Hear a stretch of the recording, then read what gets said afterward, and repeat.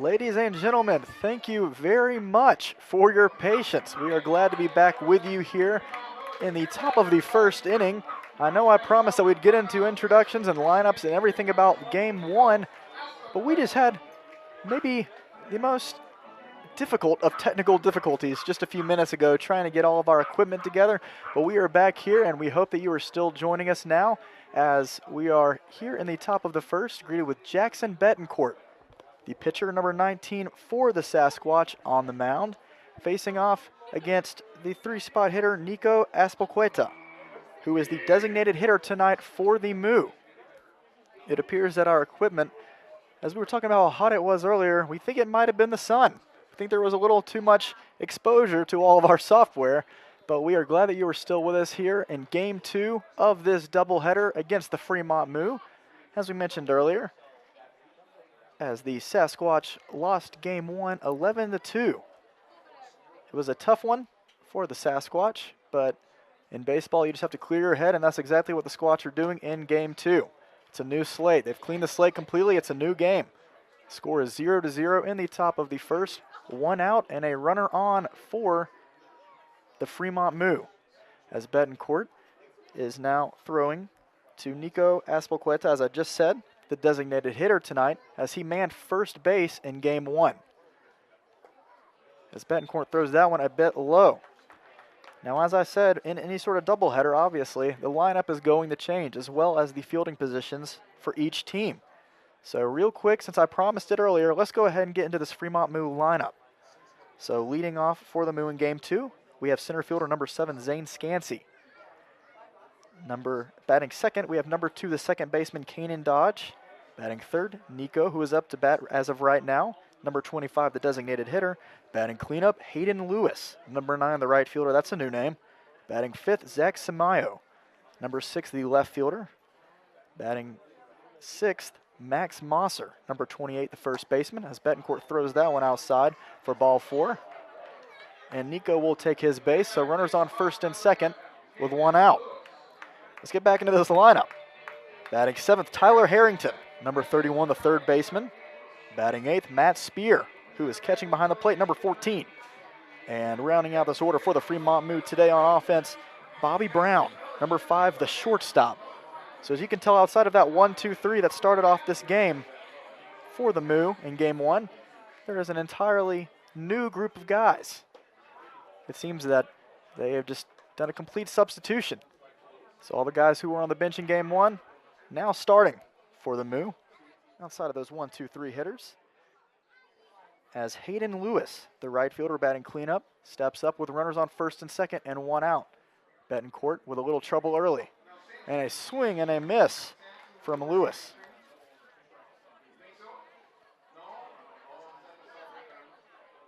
So Lewis, the 6'1" left-hand hitter from Nebraska, attends the University of Nebraska. So a hometown player in his own right, as that off speed is a bit inside for ball 1.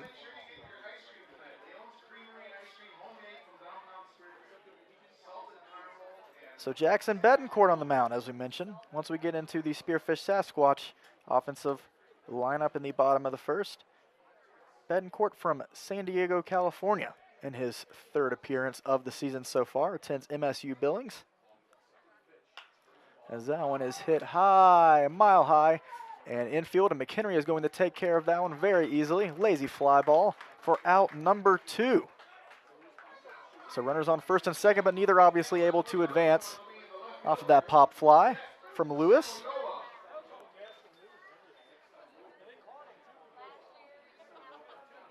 And now stepping in, batting fifth for the Moo, Zach Samoya, the left fielder, here with 2 outs and runners on first and second. And Betancourt thought about throwing back to McHenry at second, trying to get the runner out, but decides not to.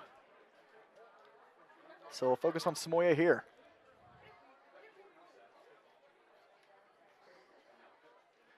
And that one is hit high as he pulls that one down the left field line. Squared up on it. Not in the right spot as that goes foul.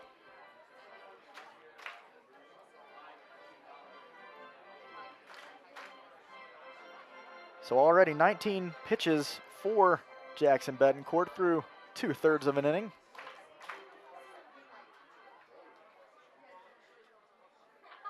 And Jackson looking to put this Sasquatch team on his back in game 2. And an 0-1 to Samoya. As Zach thought about it, held back. Now to go for ball 1.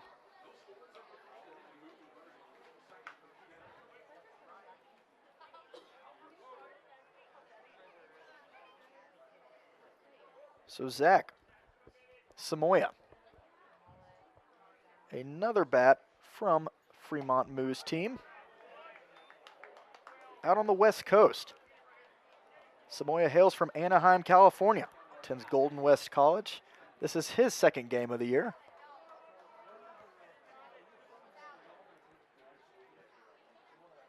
Sasquatch are 2-10 on the season after game 1. And Fremont adds another win to their early season, 6-2 to start the year. As that ball gets away from Carr, that one was a bit inside. Carr couldn't hold on to it. Runners will advance to second and third. So now a single could get both runners home. Hopefully that is not what is in the cards for Betancourt and the Sasquatch. Score is 0-0 so far. One hit for the Moo. And the even count from Betancourt, the pitch. A bit outside, ball 3.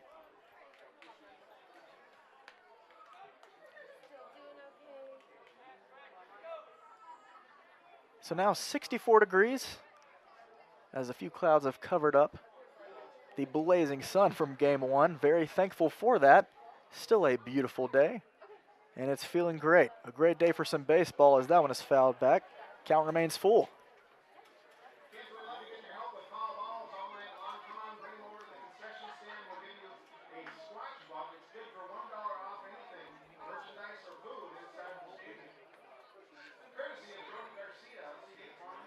So Samoya and Betancourt still fighting. And Betancourt looking to get out of it here. The payoff pitch as that one is hit hard and belted out towards center field, but an easy routine catch for Carson Green. Who else in center field? So Betancourt escapes the first inning. Score is still 0-0 headed to the bottom of the first. The Squatch want vengeance. We'll see what they can do. We'll be right back with you. You're watching Squatch Baseball.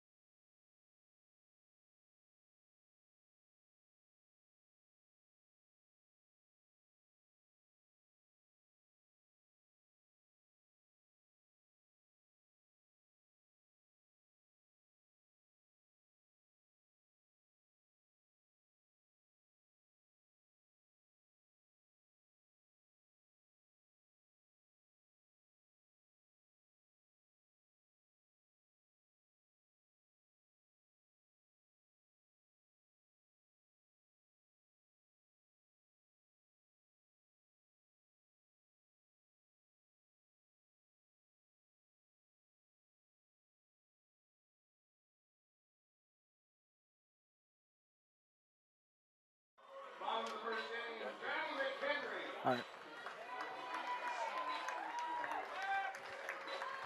Hello, Squatch Nation. We are back here in the bottom of the first inning. This is your voice of the Sasquatch, Win Andrews, as we get ready for Johnny McHenry, who has just stepped in the box, leading off for the Sasquatch tonight against the Moose pitcher, Kai Taylor, number 21. I'm feeling good about this game, folks. I don't know what it is, but the Squatch were not happy after that first game. Talked to a few of them downstairs in the booth as McHenry tries to get that one, but a great play by the second baseman as he throws over to first. So Kanan Dodge grabs that grounder over there by McHenry, and he seemed to hobble for a second on one of his feet, but is able to get the throw over to Max Mosser, the new first baseman, taking over duties for Nico Aspelqueda from game 1. So a quick first out. And now Ryan Bachman stepping back into the 2 spot for game 2. 1 out, no one on. And Bachman is the designated hitter tonight compared to where you usually see him at second base. So a bit of a breather, but still obviously wanting to keep his hot bat in the lineup. Makes sense to me. So with this 1-1 count with 1 out, Bachman against Kai Taylor. We're going to delve into the Spearfish Sasquatch lineup. I'll try to make it as quickly as possible. After this pitch, the 1-1 is a bit inside for a ball. So leading off who you just saw, Johnny McHenry, the shortstop, number 27. Batting second, Ryan Bachman up to bat right now. Number 24, the designated hitter. Batting third, Gabe Springer, manning the hot corner as well in game 2, playing third base, who is number 12. Batting fourth, Carson Green, as Ryan Bachman is going to line that one over into right field. And that one is going to get down for a single. And Ryan Bachman stands on first with 1 out. Hayden Lewis, who is playing right field in game 2, was unable to perform any of those theatrics of the outfield from game 1, where the mood just seemed to get to every ball in the outfield, even when the Squatch were putting some power behind it. And that one got down for Bachman. And Springer stepping in with Bachman on first and 1 out. Time for the offense to go the Sasquatch's way. As Taylor fires, bit high and inside on Springer. Ball 1, excuse me, not a strike. So Carson Green, as I said, batting cleanup, number 2, the center fielder. Batting fifth, the left fielder, number 3, Trey Vorwald. Batting sixth, number 28, the first baseman, Harrison Clark. And batting seventh, number 17, the second baseman, taking over for Bachman today, Bailey Bordas, as that one is inside for ball 2. And batting eighth, Griffin Sheeran, the utility man, the super utility guy, who is now playing in right field. You've also seen him on the mound. You've seen him everywhere. Who is number 40. And rounding out the order for the Sasquatch, Davis Carr, who is behind the plate and catching, number 18. So a lineup that offers a lot of offensive flexibility, offensive power. We have to feel good about this one. And as we said in game 1, any time would be welcome for the first Sasquatch bomb in Black Hills Energy Stadium of the season. As that one is taken, and a throw that is low and going to tag out Bachman at second. What a throw, what a catch. And Bachman is tagged out on the steal attempt over at second base. Wow, that throw out of the hand did not look pretty. But that was exactly where second baseman Kanan Dodge wanted it. Tagged Bachman out as he was attempting to slide, so now no one out. No one on. 2 outs as Taylor kind of stumbles off the mound, recovers his footing.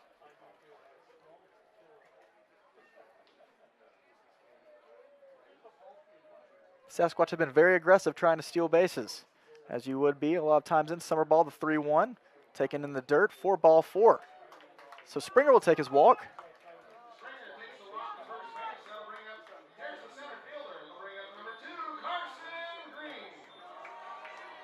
And as we saw, the Fremont Moon making a double steal last game as well. Squatch have not had as much luck in that department. Being tagged out a couple of times just then and earlier in game 1. So Carson Green batting cleanup this game around. The consistent center fielder for the Sasquatch. Looking to turn into one here in the bottom of the first. Get ahead early.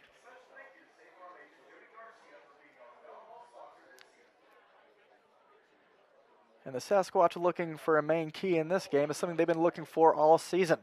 Not just scoring early, scoring often. Sasquatch scored early in that first game as that one was going to beam Carson Green off the back. And he'll shake that one off and walk to first. So now runners on first and second. Taylor obviously did not mean to hit Green. And Trey Vorwald hitting in the 5-hole today in game 2. Manning left field once more. Vorwald, after his updated stats, still hitting .323 through 31 at-bats. 3 runs on 10 hits for Vorwald throughout this early season. Looking to add to that total here. And that one is taken just a bit outside for ball 1. So hits are even now during Vorwald's at-bat. 1 hit for each team. And the 1-0 pitch to Trey Vorwald. Vorwald binged back just a little. Ball 2. So Kai Taylor throws some heat, no doubt about it. Sasquatch looking to take advantage of those easy throwaway pitches. The ones they know that are going to be for balls. Just like that one right there. Taken way outside, ball 3. So Kai Taylor from Chandler, Arizona. Has had 1 appearance so far this year, sporting that .450 ERA.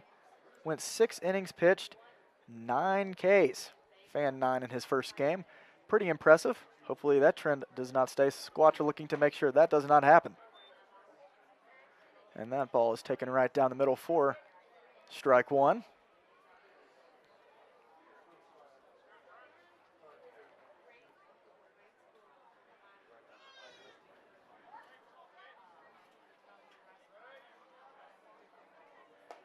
And that one is going to be taken inside for ball 4, and the bases are loaded.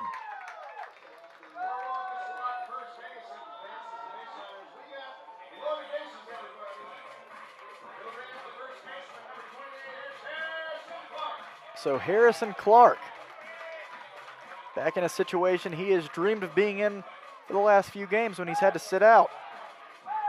Bases loaded, 2 outs. Looking to put a charge into 1. So bases loaded for Kai Taylor as he throws that one for a strike.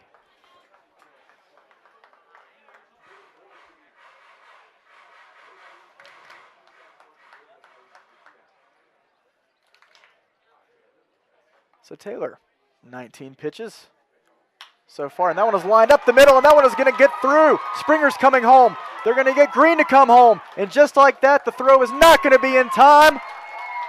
The Squatch take a 2-0 lead, and just like that, ladies and gentlemen, that's what we're talking about. Squatch bats are getting hot. So a quick 2-0 lead for the Squatch, as Harrison Clark makes Kai Taylor pay for loading up those bases. And here we are, Bailey Bordas batting 7th tonight. Number 17 playing second base. You've seen Bailey at 3rd, you've seen him at 2nd. He's been around the infield. Great defensive player. And the first pitch way upstairs, ball 1.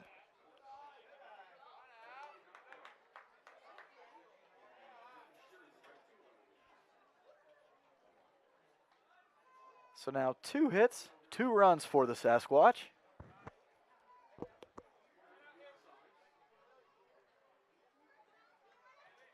And a 1-0 count to Bordas.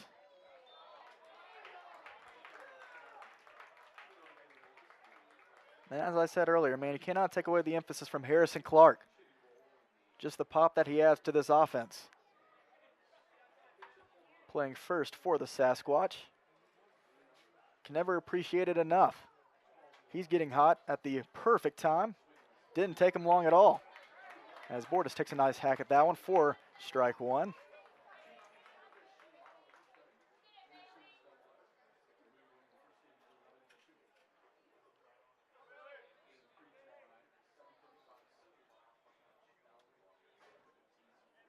So the 2-1, and Bortis tries again on that one for strike 2. As we just said, Kai Taylor, lots of velocity, lots of speed on those pitches, but Sasquatch haven't been too affected by it so far. Forwald on second. Clark looking over at first. And the 2-2 pitch. And that one is grounded down third base, as that'll be an easy step on third base for Tyler Harrington for the Fremont Moo.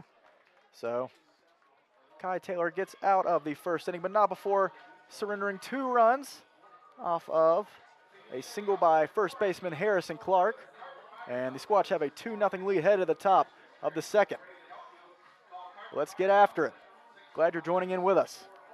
We'll be right back with you. You're watching Squatch Baseball.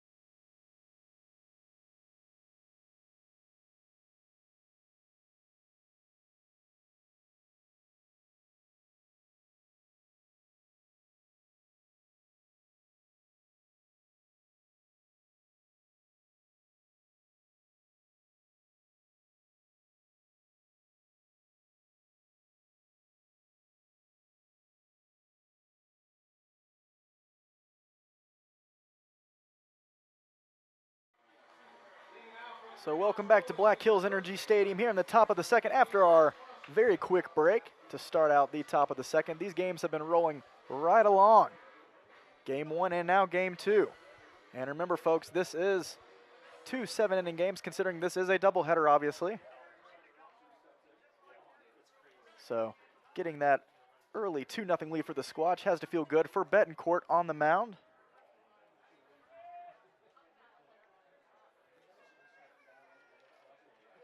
As he's looking to add a win to his summer ball record so far for the Sasquatch. And that one is in the dirt, ball 2.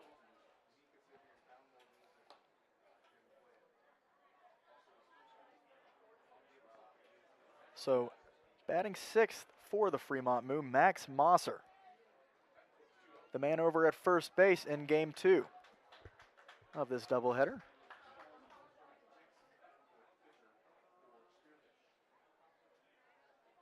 Took that last pitch for a strike. Now it is a 2-1 count. Betancourt with the pitch. Bit outside for ball 3.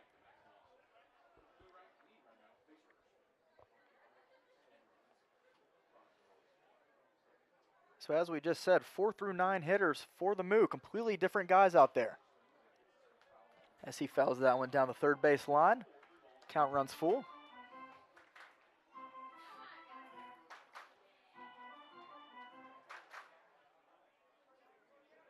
Speaking with some of the Fremont players earlier, we learned that they have added a bunch of new faces to their team today, as that one is grounded down third base line, and Springer's going to throw over to first. An easy routine play across the diamond for out number one, excuse me.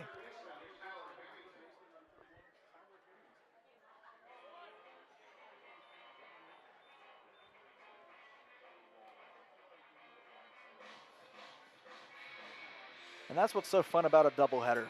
It's just being able to see all the different positions, all the people that can play multi-purpose positions, just like Gabe Springer over at third right now. As the first pitch to Tyler Harrington, the third baseman.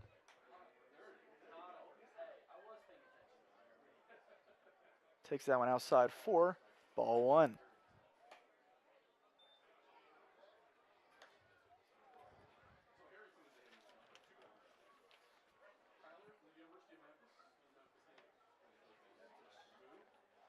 So the 2-0 count to Harrington. And Harrington not on the active roster. As we said, he is brand new. Pulled in just yesterday as the team was making their trip here in Spearfish. As that ball drops in for a strike, 2-2 count. 1 out, no one on for Fremont. But Harrington playing at the University of Memphis.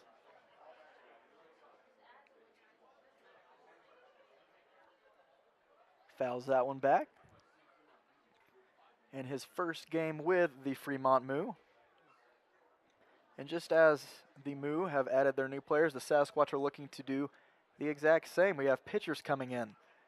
As we said earlier, Drew Biggerstaff catching behind the plate for the first game of the series. That one's a bit outside. Count runs full.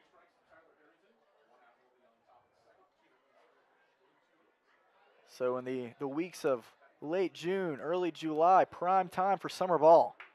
Really exciting to see the full team come together as Harrington takes his walk on the outside pitch from Jackson Betancourt. And Betancourt kicking himself there as Matt Spear, the catcher for game 2. Batting in the 8th spot. Moves out of the way as Betancourt's pitch almost hits him. And as the Sasquatch know, just in general, the last thing you want to do is walk these guys. As you've seen in game 1 and in previous games in Fremont, just last series, these players for the Moo, they're not going to let you go unscathed for too long if you keep making mistakes. And if you keep giving them on-base opportunities.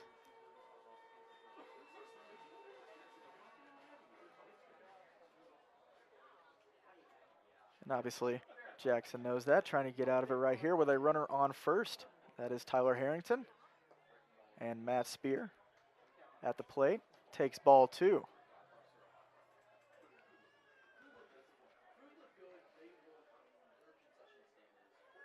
So Betancourt with 11 Ks through his first 2 appearances.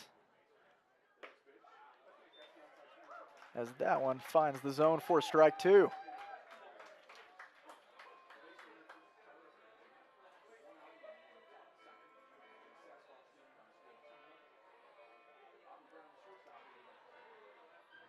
So now a 2-2 count, 1 on, 1 out. And that one is swung on and fouled down the left field line once more. A great crowd for game 2 of this twin bill. Always fun to have the home crowd rally behind the Sasquatch as that one is hit high, and that was going to be an easy catch for Trevor Wald in left field as he jogs in on that one for that fly ball, out number 2. And now Bobby Brown, the shortstop, number 5 for the Moo, who is another guy who we haven't seen yet.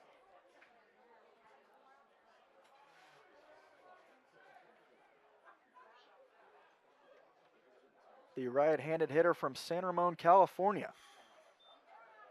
Batting .250 through 3 games so far.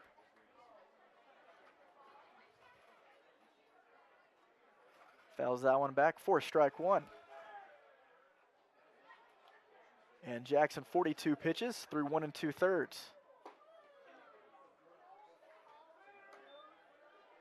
As that one is taken for a ball.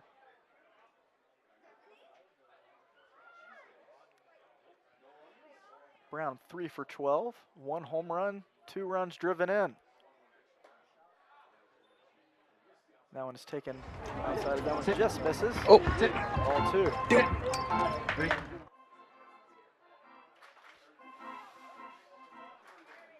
So Betancourt been relatively pressure-free throughout these first 2 innings, but now gets behind 3-1 on the 9-hole hitter. Mention bark in the park. So now the 3-1 count as that one is hit high out towards right center. Both people racing in, and that one is going to drop as Griffin Sheeran is going to run out towards that one, and he throws that cannon of an arm out, but that is not going to be in time as it is going to be an easy stand-up triple for Bobby Brown, the 9-hole hitter, as Tyler Harrington comes home, and this game is tied 2-2. Excuse me, 2-1.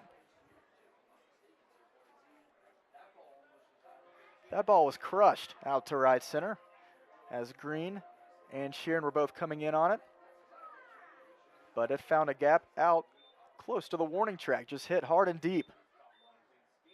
As the top of the lineup rolls over, Zane Scansey leading off again for game 2.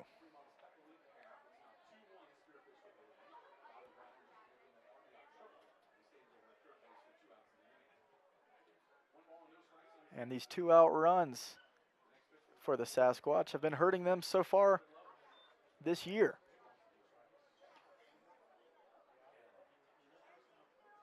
But nothing to fear. The Squatch still have that lead.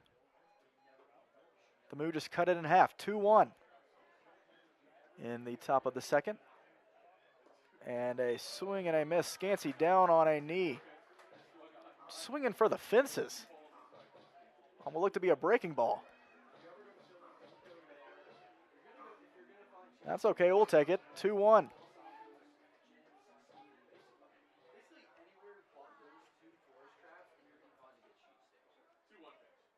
And that one is hit high out towards center field. That'll be a much easier play for Carson Green, right in dead center, as Scansey is retired for out number 3. So the Moo get a run back, but the Squatch ultimately still hold that lead, and they're looking to add some more insurance at the bottom of the second.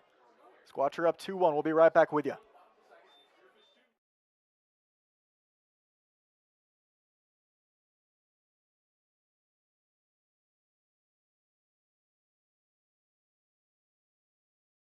At Monument Health, we keep going so you can keep going.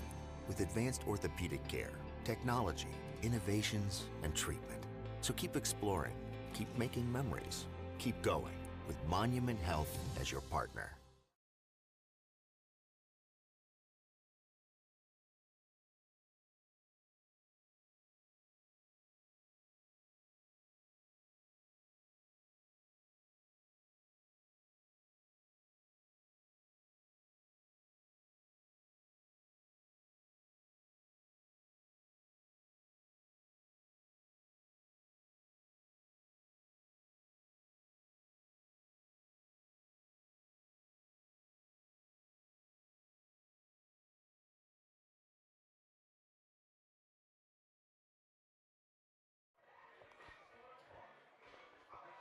And we are back here in the bottom of the second inning. Your Sasquatch are up on top of the Fremont Moo 2-1. As number 40, Griffin Sheeran, steps up to the plate.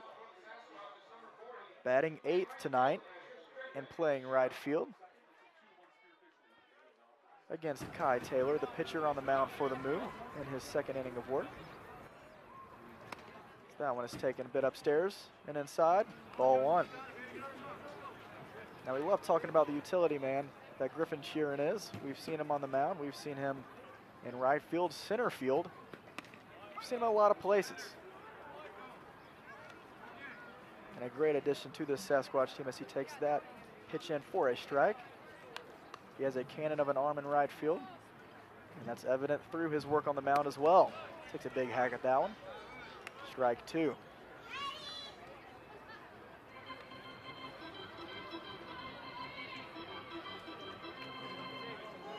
So this is where that principle of not just early but often comes into play for the Sasquatch as they look to add on to this lead. As that one is grounded to third, but a tricky hop gets past third baseman Tyler Harrington, and Sheeran is going to be safe at first.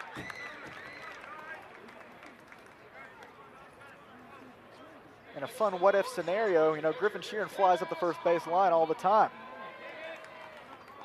He's speedy. Would Harrington have even been able to beat out the run to first? Nevertheless, Sheeran is on first with no one out. And Davis Carr, the catcher, ready for his first plate appearance of the day.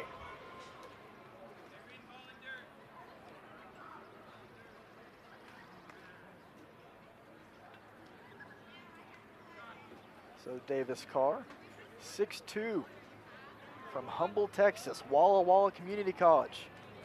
That's where he plays. Looking to get his offensive year going. As he takes that outside for ball one. Now, if you've kept up with the Spearfish Sasquatch baseball game so far this season, you have seen Davis Carr get absolutely pummeled by the baseball. I've never seen an inanimate object just beat up on Davis the way that it has. As Taylor throws back to first, Sheeran makes it back safely. After obviously a few rough bouts behind home plate at catcher in that first home series, Sheeran had more bad luck behind the plate in Hastings against the Sodbusters. Had a few pitches get past his glove and hit him. And on a bunt attempt, something that seemingly doesn't seem too dangerous, but a lot of times does become that way. On a bunt attempt down first base line, ball came back and hit him as he grounded hard into the ground. That baseball came right back into his face, and he cut his lip open. So he had his mouth bleeding throughout that entire game, as that ball is going to be, Sheeran is going to get past as he steals second successfully on a bad throw behind the plate from Matt Spear. So now Sheeran in scoring position with no one out and a 3-0 count to Davis. So it's kind of been the running joke. If you see Davis, tell him that he's Iron Man, because he has been going through it as of late.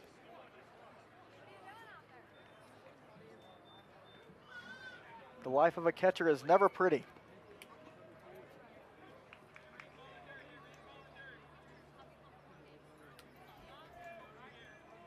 So 2 runs on 2 hits.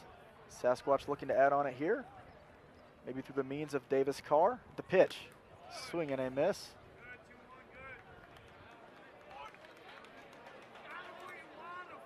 And a strike 2.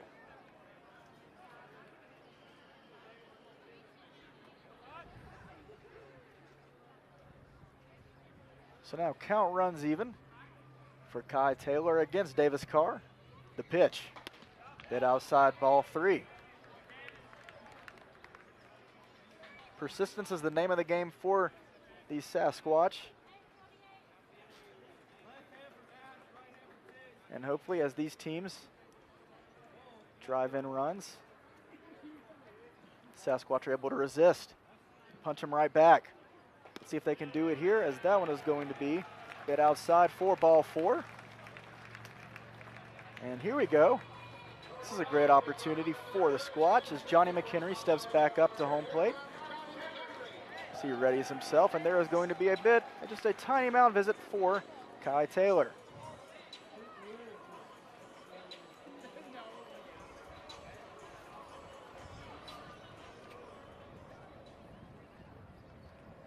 So 35 pitches for Taylor, and he is yet to retire someone in the top of the second.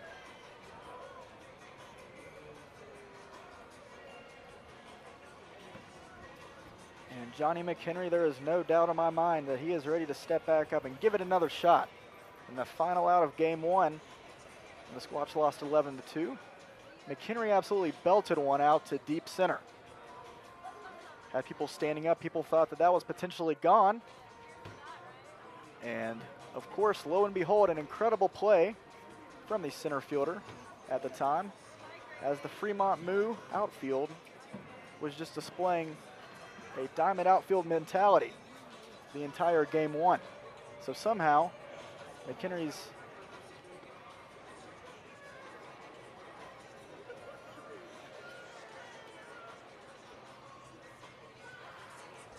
sorry folks, sounds like we just had technical difficulty there as well. But as McHenry's ball was lifted out towards deep center, it seemed that that one was going to easily be caught or easily get down, but it in fact did not. So McHenry looking for vengeance here with runners on first and second in the bottom of the second. So Taylor's pitch to Johnny as he leads off the order. Hit outside, ball one.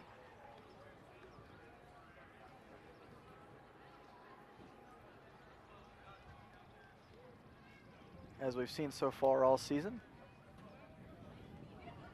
this Sasquatch offense has done a great job of being patient at the plate and getting on base. Now it's just going to be breaking the floodgates open, finding a way to do it.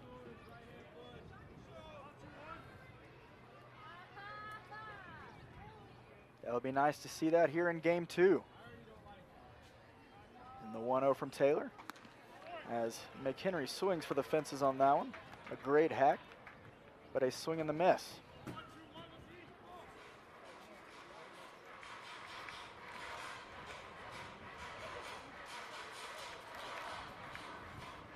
So Johnny from Sparks, Nevada, from Saracoso Community College.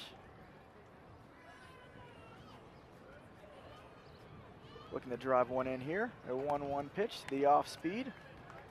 Outside, ball two.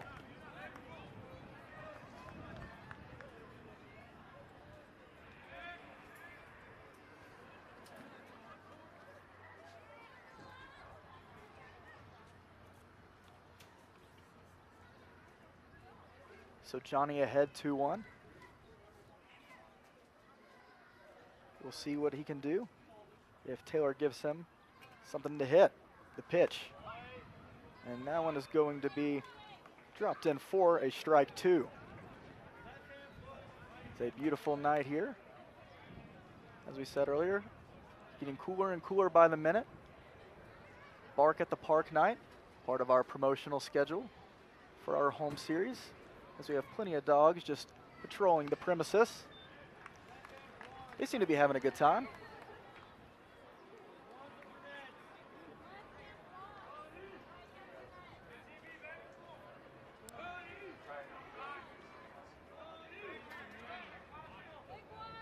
And hopefully the Sasquatch offense is about to have a good time in the bottom of the second with the full count to Johnny McHenry. Runners on first and second, and they're going to try the pickoff over at second, but Sheeran smartly retreats back.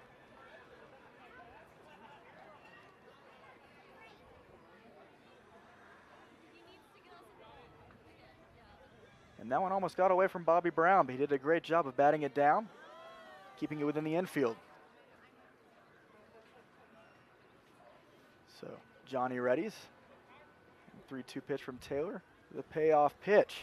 And that one is hit out towards center field. And that one is going to drop as Sheeran is going to race over to third. He will not be able to get home as he was making sure that that ball was going to drop officially. But we have bases loaded now with nobody out. So McHenry waited on that pitch.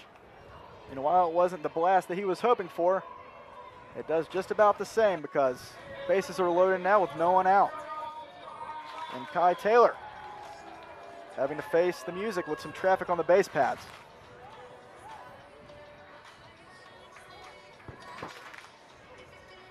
And the crowd's starting to get into it now. What a night. Beautiful weather, an incredible home crowd, dogs. Can't ask for much better. The Sasquatch are back in town. And 2 games in one day. What more could you ask for? Maybe a grand slam. That would be nice. But first, Bachman's got to get a pitch to hit, as that one is high and inside for ball 2.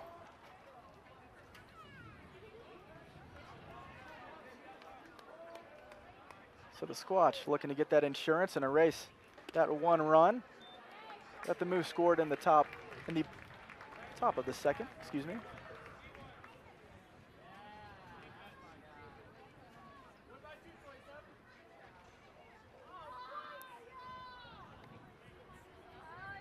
So now, a very interesting situation now for Kai Taylor as well as Ryan Bachman. Bachman, the man who has been able to get on base, leading the Sasquatch in on-base percentage so far this year. And Kai Taylor with a 3-0 count. What does Bachman do? What kind of pitch does Taylor throw? We'll see. And Bachman didn't even have to swing because that's going to walk in a run. Sheeran comes home. Bachman easily takes first. And now Taylor shaking his head as he has seemed to definitely lost control in the last few at-bats.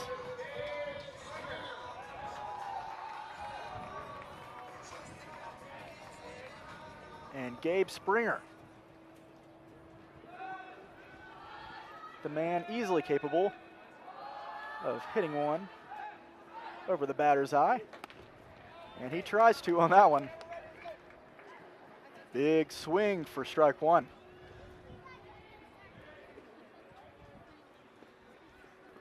So the Squatch are up 3-1 now. Bases loaded, still nobody out. Time to break it open. That one is fouled behind us for strike two.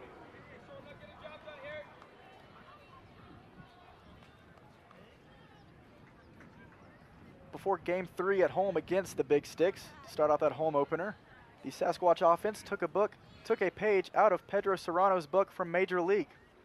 Don't know if you've watched that movie, but obviously a baseball favorite as Springer hits that one high, and it looks like that one is going to potentially stay in for the third baseman for out number 1. Tyler Harrington gets under that one. We were hoping that one was going to somehow find its way into the Moo dugout, but unfortunately that was fouled for out number 1. But Carson Green, who, as we mentioned earlier, very irritated from his series at Fremont, as he had been belting them left and right, all over the place. But none of them were finding their way out. But Carson's excited for this opportunity, I'm sure, just to even find a gap.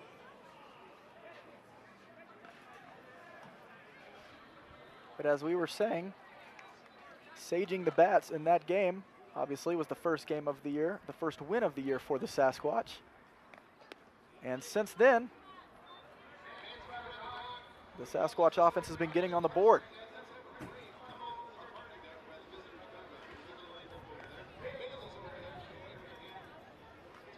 As there is a 1-1 count from Taylor to Green, 1 out, bases loaded.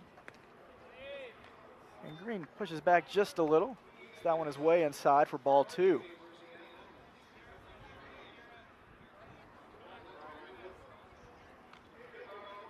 Taylor appears to be struggling a little bit with that off speed, his breaking ball pitches. Trying to find his command. His fastball seems to be a little more in tune. Strike 2. Count is even.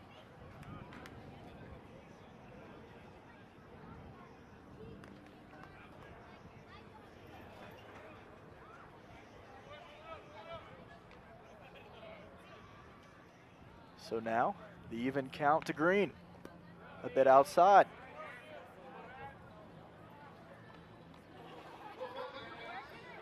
So Taylor going to have to be selective with his pitch here.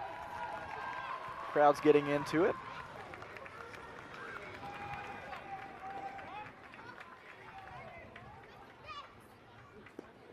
The Squatch want to win. And that'll help, throwing one in the dirt. As Green takes his base, and that'll bring Davis Carr home. So we'll take that. And Trey Vorwald.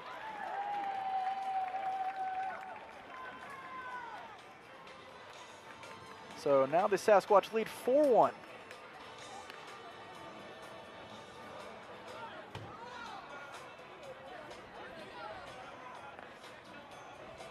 Vorwald leading the Sasquatch in batting average so far, .323.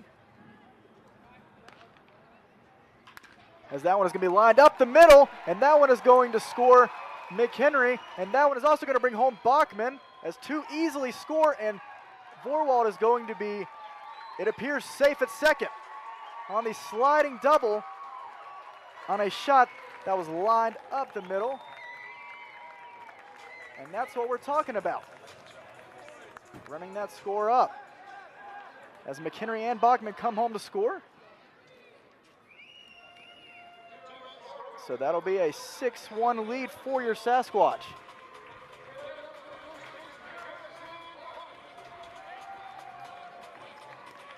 So 6 runs on 4 hits. 2 have been walked in.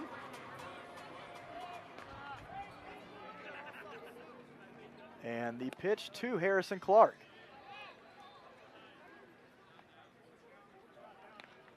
And Taylor, not very happy with that call on the mound. Ump motioning to him, telling him calm down.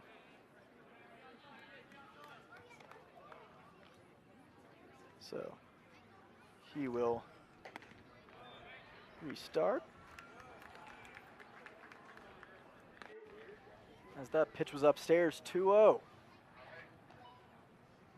So now Vorwald on second, Green on third, only 1 out. So the double play is no longer an option. And Taylor has to find a way out of this inning, having to fight through a lot of pitches. He's laboring.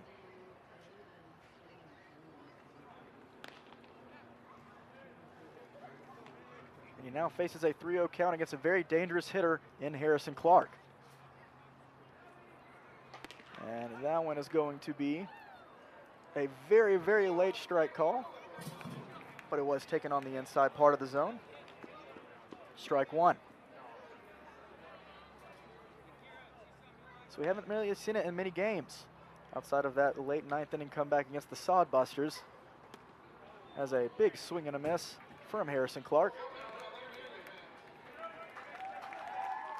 But as of right now, finally loading up the bases, getting some runs across. It is going in the way of the Sasquatch. Haven't seen it much this season. But better late than never. And the 3-2 pitch, as that one is going to be hit into right field, and charging it is going to be Hayden Lewis. But still, that is going to bring home Carson Green, the speedy center fielder, as he slides into home. And the Squatch take a 7-1 lead on the sac fly from Harrison Clark.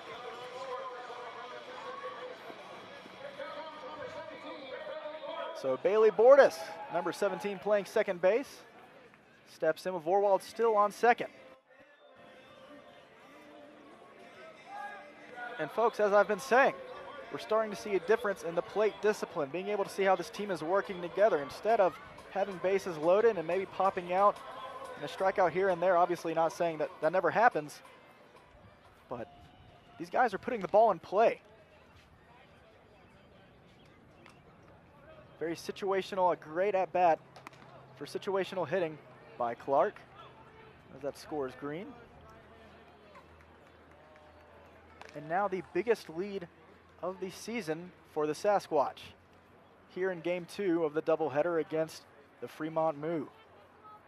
And Taylor struggling through his first 1 2/3. Bordas trying to take advantage after that big hack. Strike 1.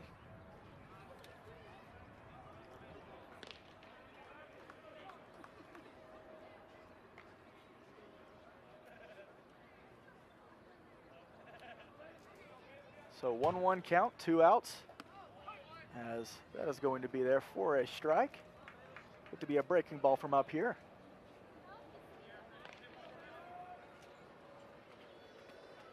Man, we really have it made tonight, being able to watch baseball and then looking over to the left and just seeing about probably 15, 20 dogs just patrolling around against their own playground. A sight to see, but also a beautiful sight to see after the Sasquatch score 5 runs in the bottom of the second to take a 7-1 lead over the Fremont Moo in game 2 of this doubleheader.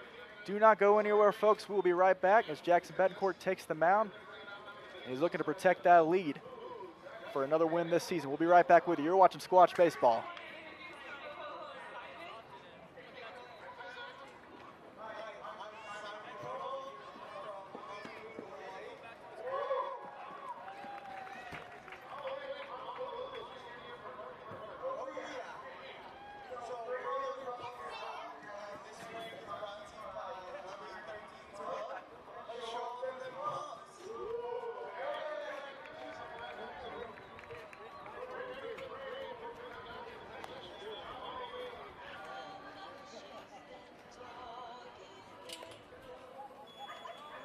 What are they doing?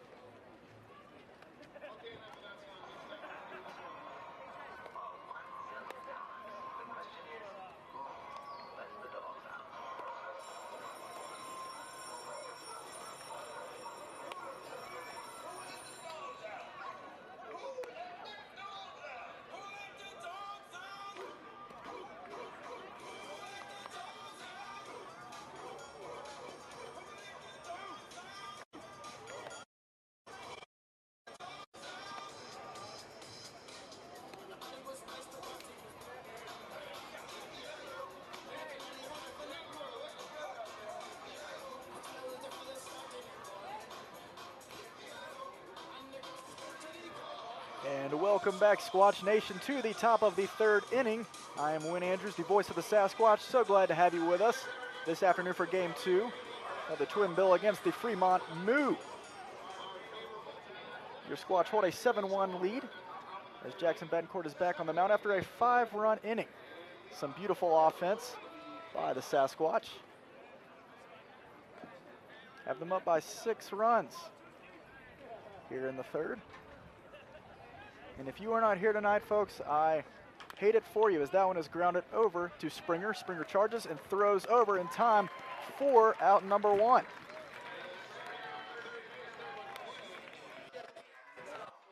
As I was saying, in between, headed to the top of the third, in between innings, you just missed, if you're not here right now, a parade of dogs as they were showed off, as they walked all the way around the stadium for everyone to see.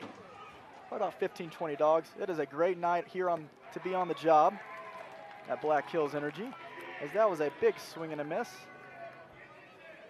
from the 3-spot hitter, Nico Aspelcueta, who is the designated hitter tonight. So the 0-1 to Nico.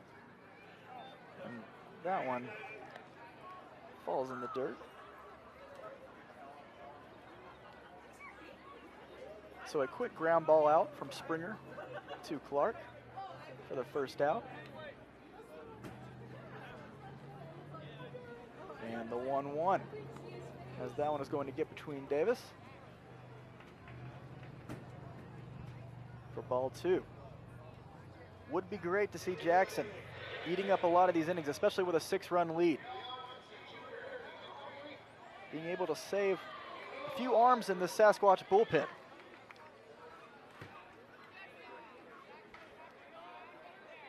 Because although obviously people are coming in, we're getting more pitchers starting tomorrow.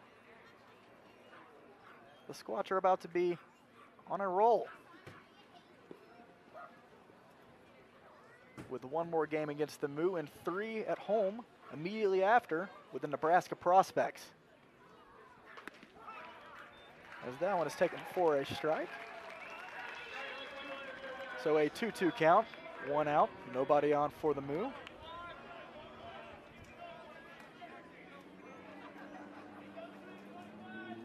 Aspelcueta, 7 for 19, 368 batting average so far. 2 runs driven in as that one is going to be lined directly back to Jackson Betancourt. Slick with it on the mound for out number 2.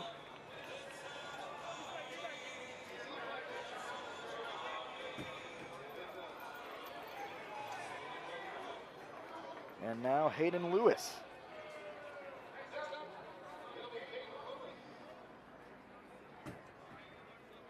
The batter from the University of Nebraska, playing right field tonight. As that one is going to get right past Carr. Davis knew he wasn't going to grab that one, kind of gave it a half-hearted attempt for ball 1. Uh-oh, and here is Samson the Sasquatch right here in front of the booth, trying to pet some dogs. As that ball was taken upstairs, ball 2. What an eventful night. We have so much going on. The pitch from Jackson. Swing and a miss. Beautiful breaking ball by Jackson.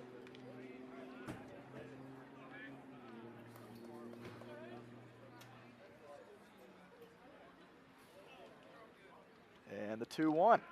Another swing and a miss. Betancourt goes right back to that pitch.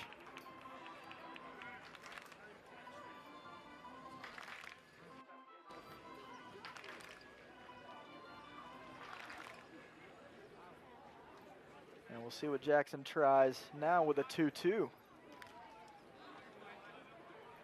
And Lewis barely gets a piece of it, fouls it off. So just 2 hits and 1 run for the Moo. But as we said, no lead is safe with this team as they find their way to take advantage and capitalize when runners get in scoring position and on base in general. Betancourt knows that, is trying not to do that as Johnny McHenry charges that one and throws over to first in time for out number 3. Beautiful play and a beautiful 1-2-3 outing for Jackson Betancourt as we head to the bottom of the third. Squatch bats, why not just get a few more runs on the board? Just for fun. It would feel good. We'll see what happens. We'll be right back with you. Knee replacement? With the area's only ROSA robot, Monument Health offers a more personalized and precise procedure, customized for your anatomy. Get going with Monument Health, your partner for advanced orthopedic care.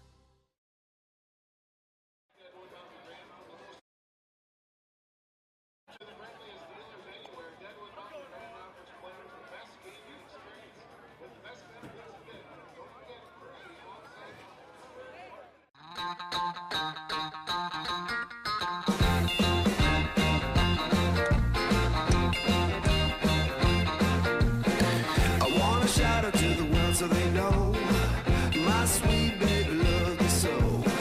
She got me going, yeah, she turns me on. And she loves me, yeah, she loves me, and it blows my mind. Hey, nice try. Yeah, it blows my mind. She's my lover.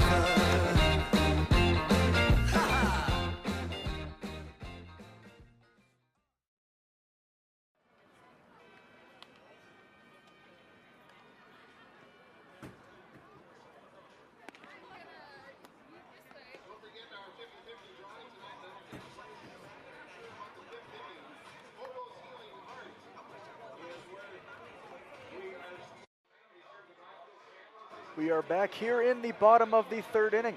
Game 2, doubleheader against the Fremont Moo.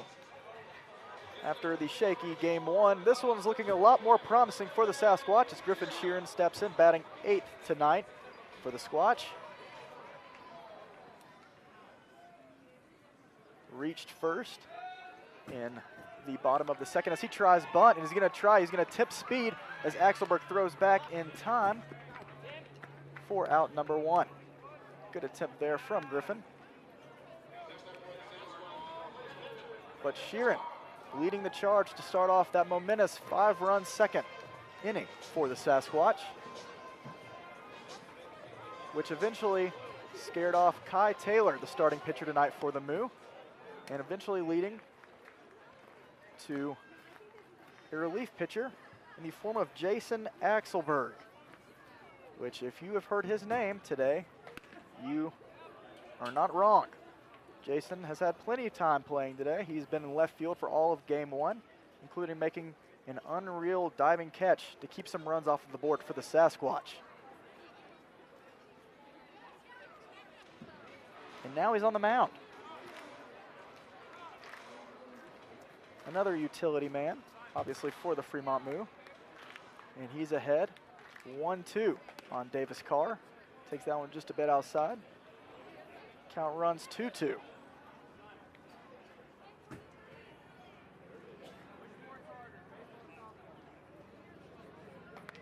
So Axelberg, in his first, I guess technically his second game now, after joining the team, has already been able to experience time in left field and on the mound. So he throws that one way outside for ball 4. Davis Carr takes his base.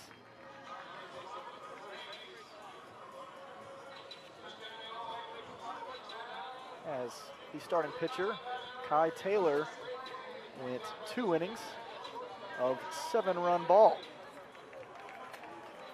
Only giving up 4 hits, you know what that means. A lot of walks, and in summer ball that does not translate well most of the time. So with Davis Carr on first, and Axelberg trying to throw back, Johnny McHenry. As this lineup card has slipped over once more. This game's taking a little bit longer, but we're very glad it has. As the Squatch are up 7-1.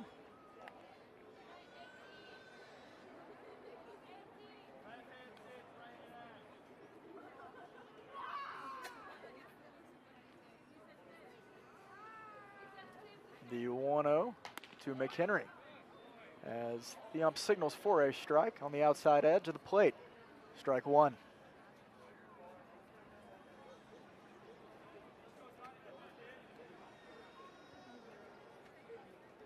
And the pitch to McHenry.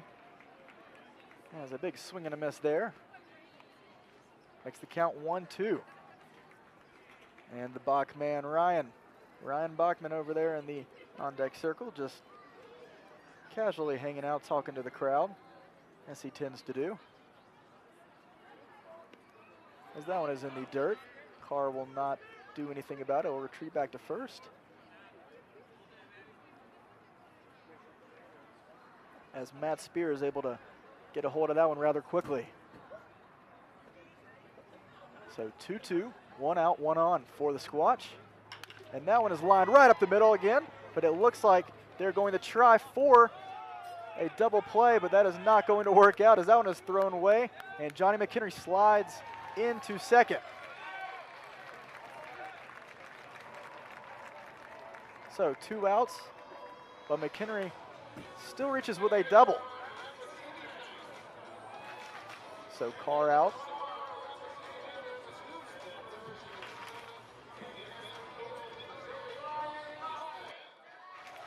And a great try by the Moo, trying to turn that double play.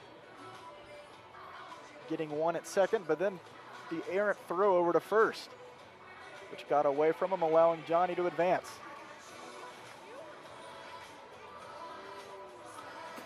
And now Ryan Bachman stepping back in, looking to get Johnny home.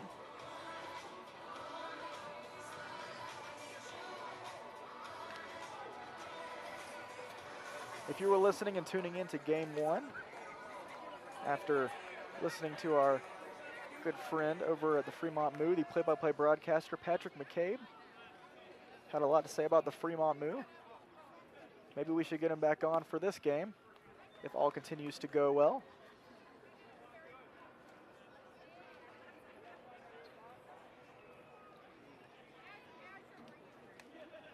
So I can remind him that this Sasquatch offense is deadly. When they get going, it's all business. And the Moo have seen that in Game 2. As Bachman takes that one inside, backs up a bit.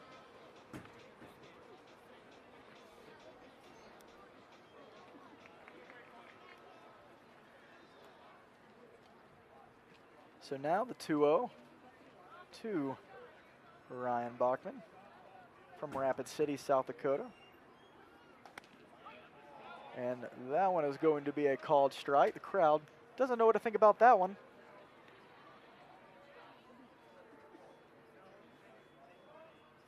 So a 2-1 count to Bachman.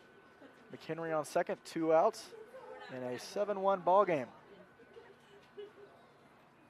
That the Sasquatch have been all over. And the pitch, bit outside, ball 3.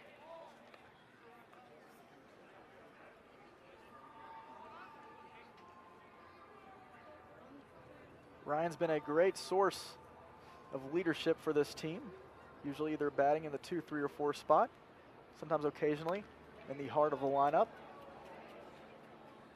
As he fouls that one back, count is full, 3-2.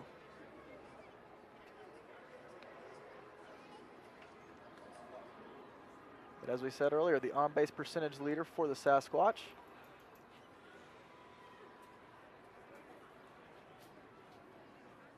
usually somewhere on the base paths during the scoring runs for the Squatch, as he takes another base, only adding to that OBP average. So now, Bachman to first, McHenry stays on second for Gabe Springer.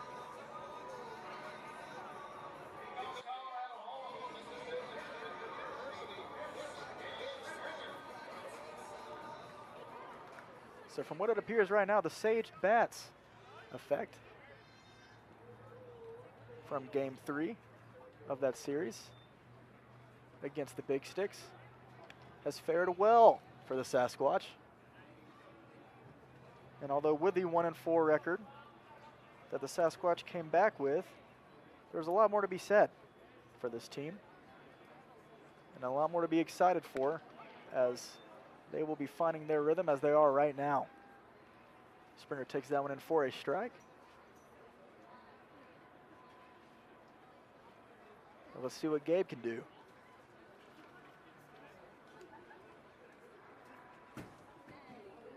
And the 1-1, 2 outs. Springer does not move a muscle.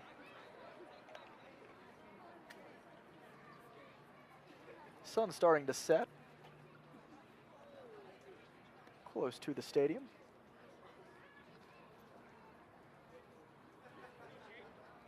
This is absolutely perfect weather to be in if you're wanting to watch some baseball, folks. Highly encourage you to come up for a game this season if you're able. And come watch the Sasquatch team continue to put it together, because it will not be long until the floodgates open.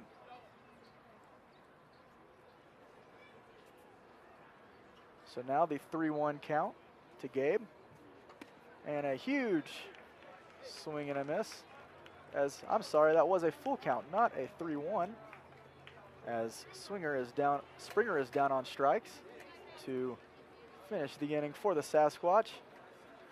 But that is okay. The Squatch still hold a 7-1 lead headed to the top of the 4th, as Harrison Clark is waving to me. He's had a good series. He's had a good first 2 games. As we will be back in just a little bit with the Squatch holding a 6-run lead. We'll be right back with you.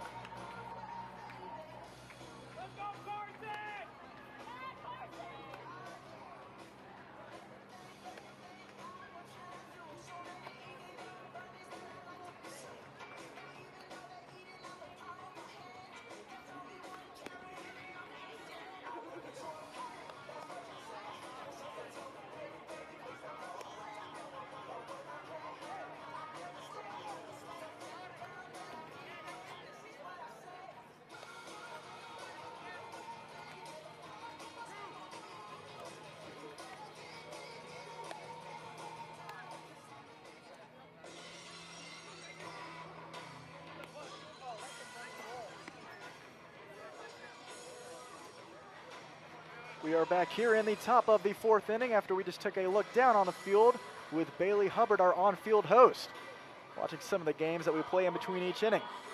Have a lot of them lined up. It's a fun time, folks, I'm telling you. We also just watched Samson the Sasquatch dance with a golden doodle. And that was fun. Some between the inning entertainment as Betancourt is back on the mound for his 4th inning. As they look over, home plate umpire appeals to first, and it did not appear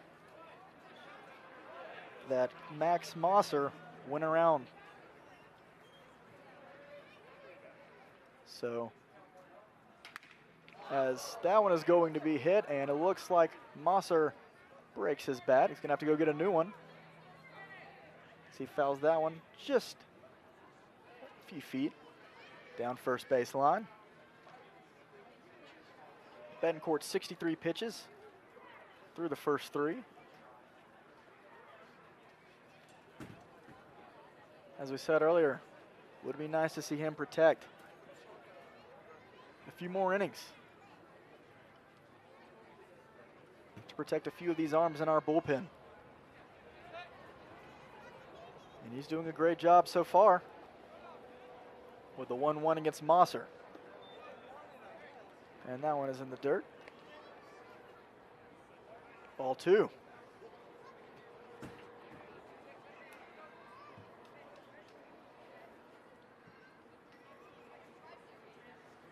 So now the 2-1 as the stadium lights are starting to pop up. And Mosser shakes his head after that one. Swing and a miss, nonetheless. A 2-2 count.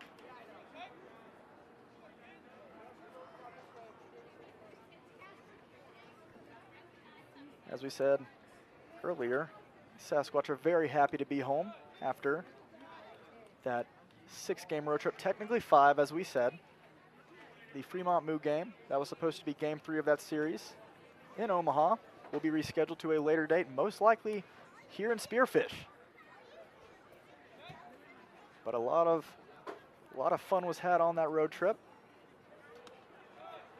as the 3-2 pitch is taken. And that'll be a leadoff walk from Max Mosser. And Tyler Harrington, the third baseman, stepping in. So 1 on, no one out for Betancourt, as he looks to make a quick out here of Tyler Harrington. In Hastings, during the first stop of the road trip, the Spearfish Sasquatch team was able to make a trip out to the Sasquatch Museum in Hastings, literally the middle of nowhere. Not sure exactly where it would be on a GPS. It was quite simply, I had no idea where we were, and I was able to tag along for the trip. We were able to find out more about the origins of our team, basically, as that one is popped straight to Johnny McHenry as he is going to try the infield oh goodness. As Johnny McHenry tries to do a heads-up play there on the infield pop. McHenry tries to turn 2 by waiting for that ball to drop and then trying to throw to first, or trying to throw to second, excuse me. But that one gets away from Johnny, and as he's trying to get the runner out at second, he throws that one away, and Bachman Bailey Bordas is unable to grab that one. So instead of 2 outs, maybe just 1 out, there are now runners on second and third with no one out.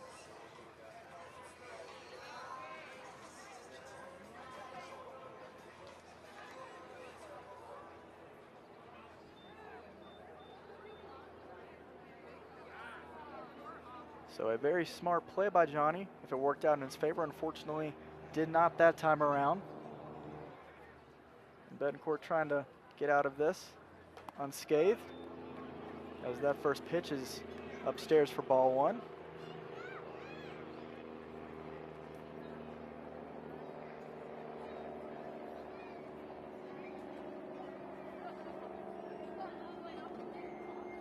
So Betancourt checking the runner over at third, throws that one in the dirt. Carr, great job of keeping that one in front of him. Ball 2. So it seemed like a relatively painless start to the top of the 4th. It's looking like it could be a little trouble. As we said earlier, no run is safe with this Fremont Moo lineup. You never want to give them any opportunities whatsoever. And now with runners on second and third, no outs, stakes are rising by the minute. The pitch, as that one is lined into left field, and that one's going to drop, as that one is going to get Max Mosser home.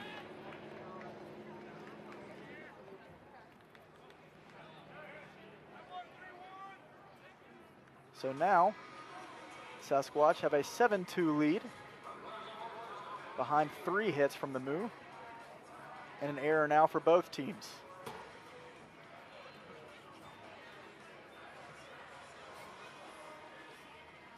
So after the Squatch were up 2-1 in that first game, the Fremont Moo took advantage of any on-base opportunity as that ball is going to get past Carr. Carr throws back, and that one is going to get past Betancourt, and Betancourt is down at home plate. Goodness gracious, it looks like Betancourt was shaken up on that play. And hopefully he seems to be okay, as it looks like his arm seemed to kind of bend around the runner coming home. So a scary play as pitching coach Tanner Hill is going to walk out, make sure that Jackson is okay. He seems to be okay, having his hands behind his back. Very scary play. We'll have an update for you when we know. But judging from it, looks like he's going to try to stay in the game, finish off what he started. Why wouldn't he? He's had a great start through these first 3 innings. So now, we focused on the Betancourt. Scary fall there after the slide that came home. So Harrington over at third base now from the passed ball from Betancourt and Carr. And the Moose shave off another.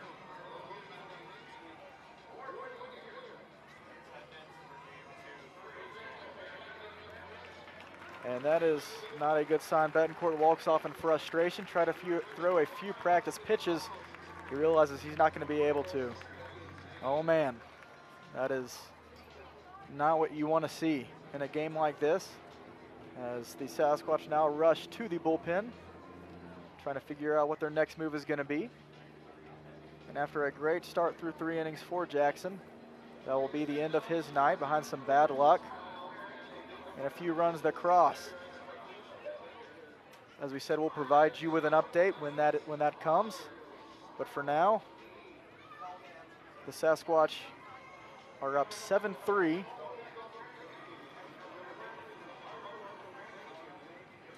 Behind a tough defensive inning, to say the least, for the Sasquatch so far. 2 runs have scored from the Moo.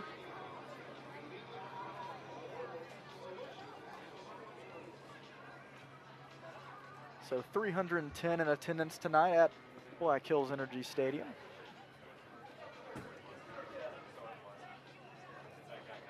A great turnout, always love to see it.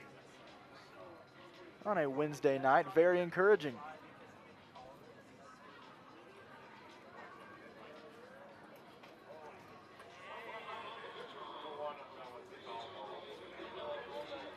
So Dylan Ritchie, in his first appearance in a couple of games since closing out the game in that 9th inning come from behind victory in Hastings in game 3. He's pitching lights out throughout the extra innings, closing the 9th and going into the 10th and the 11th to earn the win for the Sasquatch.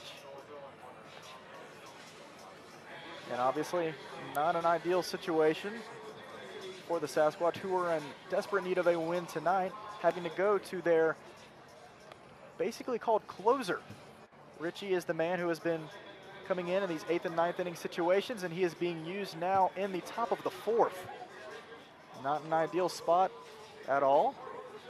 Definitely not how you wanted to see this game begin to turn. Hopefully Ritchie can keep everyone at bay, as the Squatch still hold a 4-run lead. So now 2 errors for both teams.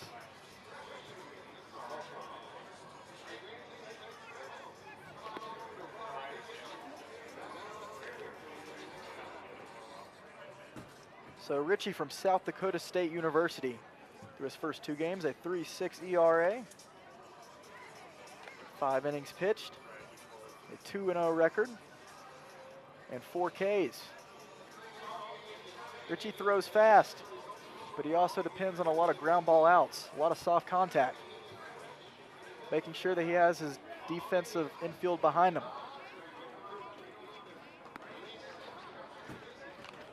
I was able to talk to Ritchie the other day during the road trip after he shut the door on the Sodbusters in game 3. and he's just very thankful to be in this situation this summer with the Sasquatch.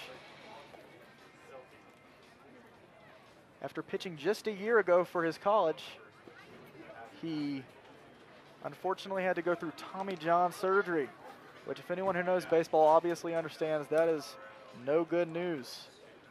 Some of the saddest news you could hear as a baseball player. And Richie is here a year later, pitching on the mound in summer ball. What a comeback for Dylan Ritchie, and he's been enjoying every second of it with this team, and I've been enjoying getting to know him.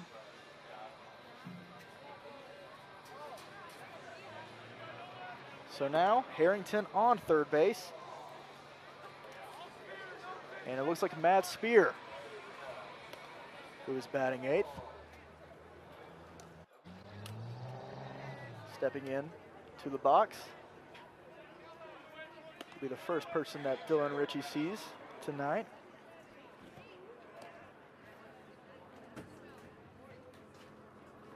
And the pitch, swing and a miss for strike 1. So a 1-1 count, considering Betancourt was injured in the middle of his at-bat with Matt Spear. And the pitch, taking a bit low. There is action. Just getting guys warmed up in the bullpen. All ready for the Sasquatch.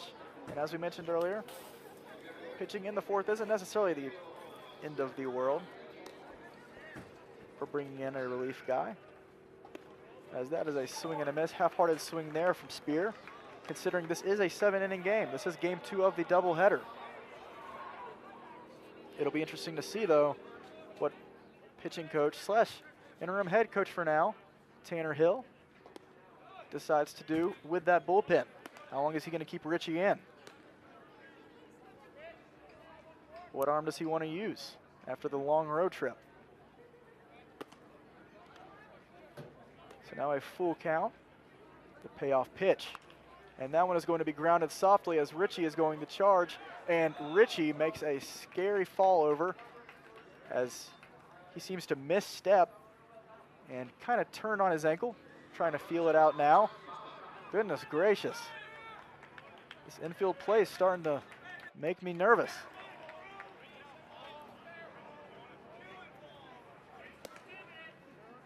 So Ritchie and Harrison Clark both charging in on that soft infield grounder. So no one was covering first at the time, allowing Spear to easily reach, but also keeping Harrington at third. So now runners on the corners. No outs for Bobby Brown, the shortstop. Rounding out the order for the Moo. Takes a big hack at that one, fouls it off. Strike 1.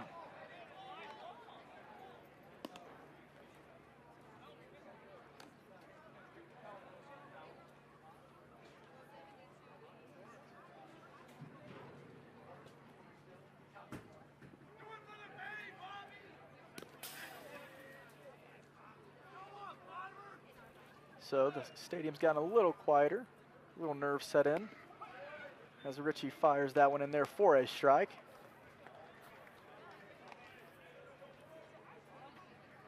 And it makes you nervous knowing that the Moo do not mess around with runners in scoring position. We saw it all throughout game 1. As that one is in the dirt, Carr does a great job of protecting it, and he is going to get, as McHenry is unable to come up with that one, a throw from Carr to McHenry. Looked like they were going to have Spear and a rundown for a second, but the throw gets in the dirt. McHenry unable to recover, allowing Harrington to score from third on the throw. And now Spear on second. So what do we have here now? A 7-4 ball game. And a runner on second, as that one is taken outside. So now a 2-2 count.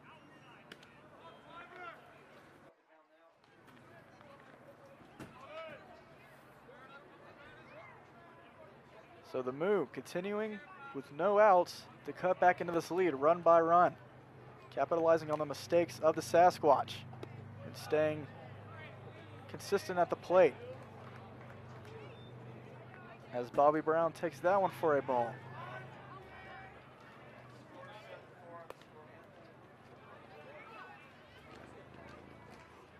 So Richie looking to get out of this one right here, looking to retire Bobby Brown, but unable to, as Brown flips that bat and walks over to first.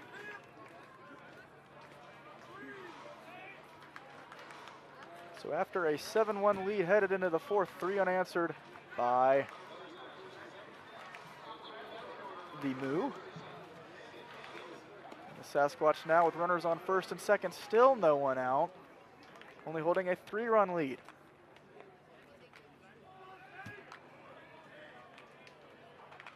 As Zane Scansey, the leadoff hitter for the Moo, excuse me, up to the plate once more.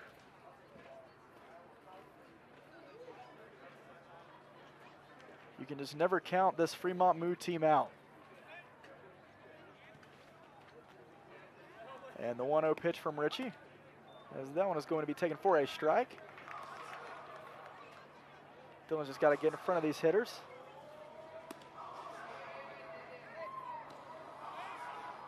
So now 3 errors on the board for the Sasquatch. Something else that has been addressed multiple times by the team, understanding that 3 errors usually will not win a game.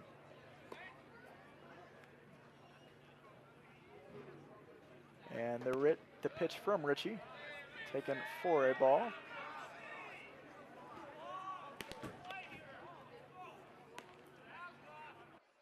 In one of the 3 games in Hastings, the Sasquatch actually tallied 6 errors in a single game. And obviously, don't want to be the bearer of bad news on that. Obviously nowhere near that for right now, but it is something that the Sasquatch are having to work through and learn from, as that one is going to be lined just foul, hugging the right field line.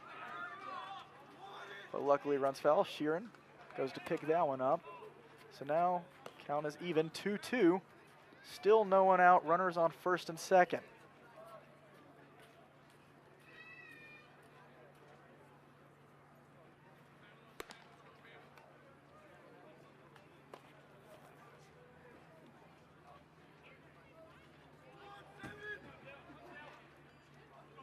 So now the 2-2 count. Richie against Scansey. Foul just back.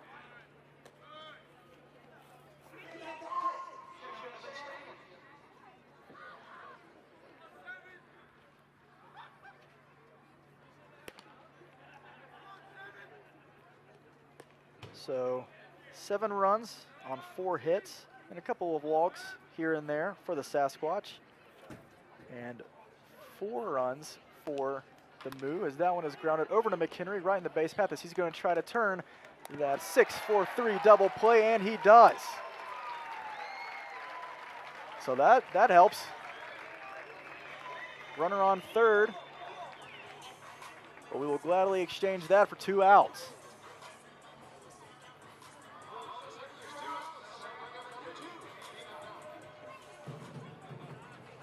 So as we said earlier, Richie really relying on those ground ball outs. Got exactly what he was looking for right there with a 6-4-3 from McHenry to Bordas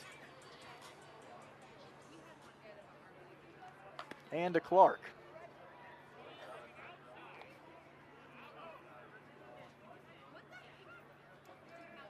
So runner on third, 2 outs.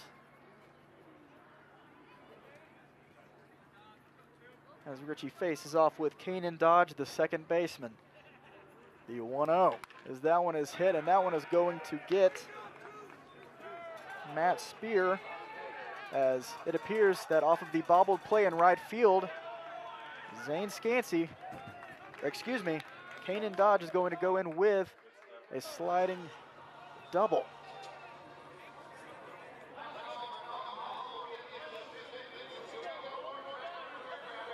So as we were saying, the Moo know how to punch runners across. They know how to take advantage of the people on base. They did that way too much in game 1, and now they're only down by 2 runs.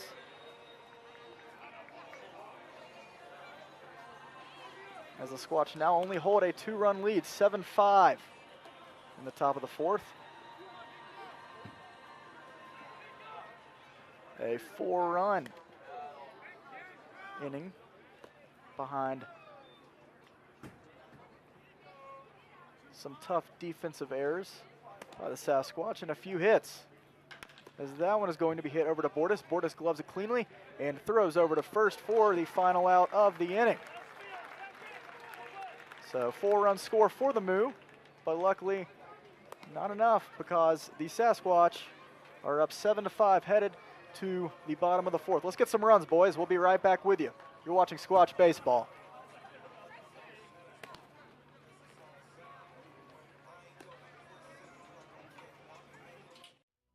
Here at All Balance Bookkeeping, we have over 30+ years of bookkeeping experience. We can take care of any office tasks, large or small, so you can focus on running your business. All Balance Bookkeeping, where everyone counts.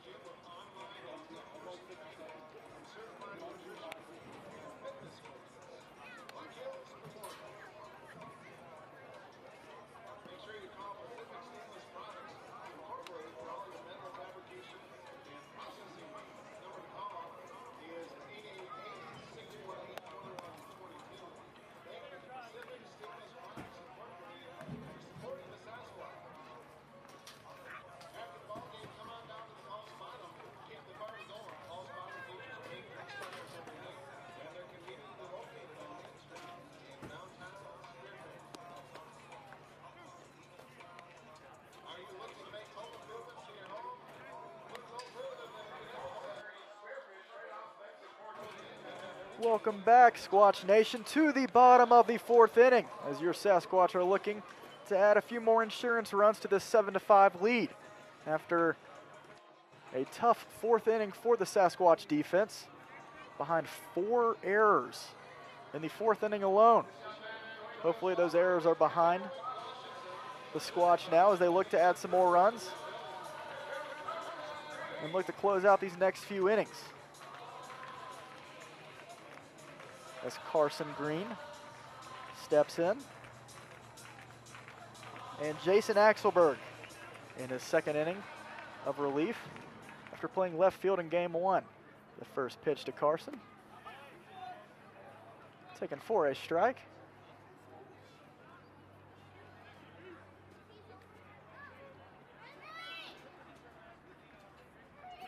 And the pitch from Jason as that one is hit deep into left field for out number 1 as Zach Samoya was able to get to that one pretty easily.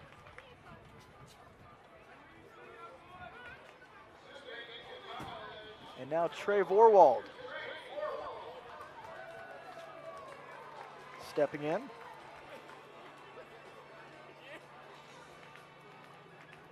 Vorwald batting 5th in the second game, playing left field again. Takes that for a called strike.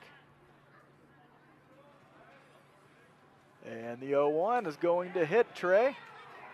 So he's going to shake that one off and take his base.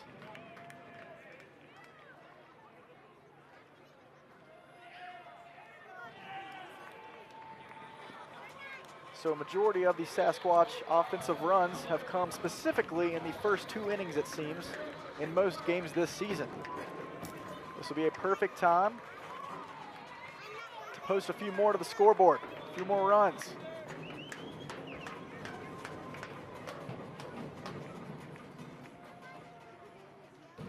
And Harrison Clark in the 6th spot, guy who knows how to put it into play. With 1 out and Vorwald on first.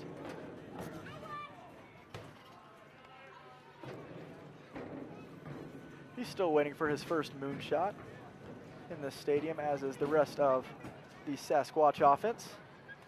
I'm telling you, I feel it today. I don't know what it is, but I feel it. The 1-0 count. Bit outside for ball 2.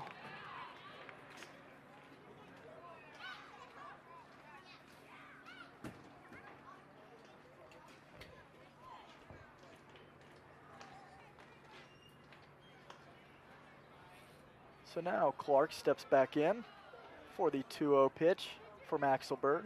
Vorwald on first, and he is going to steal very easily.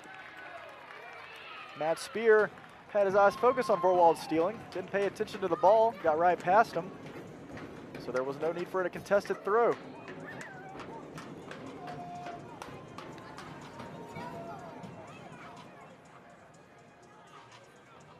So Vorwald now scoring position as Axelberg resumes this 2-1 count to Harrison Clark, who has been huge for this Sasquatch offense today in the first 2 games. And the pitch. And a big hack at that one. Strike 2.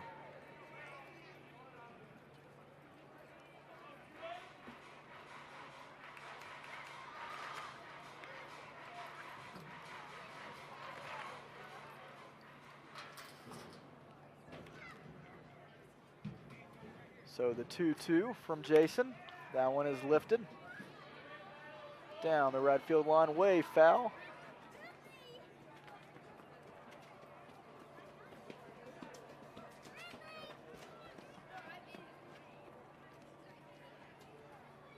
And against the Fremont Moose, scoring a few runs here and there, it's imperative, especially in the later innings and in a 7-inning doubleheader.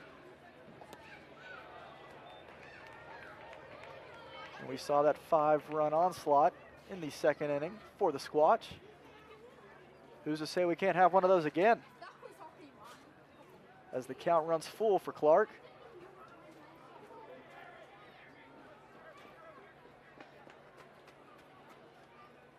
So the payoff pitch. And that one is going to be lifted, but that one is going to drop into left field.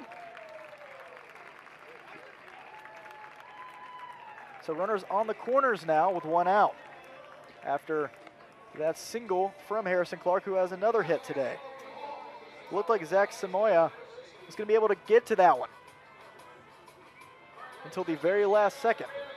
Then decided to play it smart and just field it cleanly.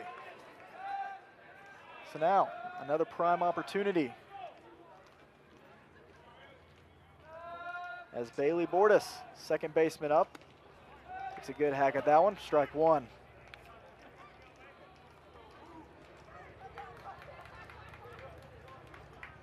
Squatch have done a great job of situational hitting the first 2 games. The sac fly even would be great right here, but he won't have the chance to. Another hitter, another batter hit. And obviously Axelberg is not trying to do that. Played left field all in game 1. Pitching in relief today in game 2. And especially with the off-speed pitch, you knew it was not intentional. Especially in a situation where runners are on 1st and 3rd. So now bases juiced once more. Very similar, reminiscent of that 2nd inning. And the Squatch scored 5 times. And Griffin Sheeran up as he takes that one head high, ball 1.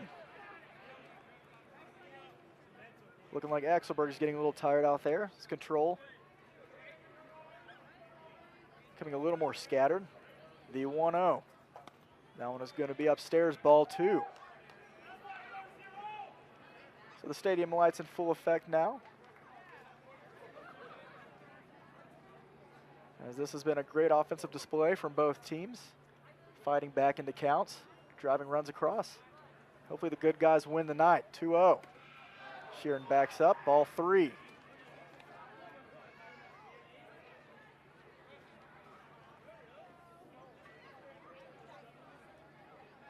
So now, Axelberg in a rut. A 3-0 count, bases loaded. What does he throw here? And Sheeran holds off, making sure he can throw a strike. 3-1. You would not have figured, obviously, that Sheeran would have had the green light in that situation. The 3-1. And that one is going to hit Sheeran. Obviously, Griffin not very happy about that one. And Sheeran is going to race up first base. That's the hustle walk we're talking about.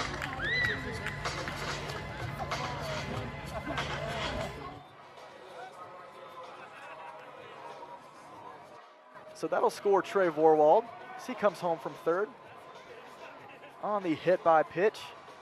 And Sheeran smiling at first base. Doesn't seem to be too affected by it.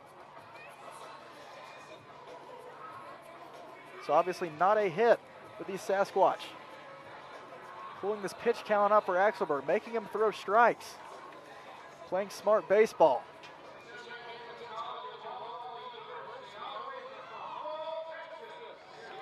And they will play the walk game all night if they have to.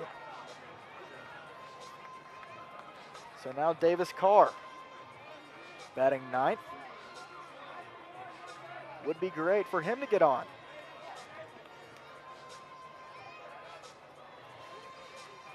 To have another look at that 1-2-3 for the Squatch.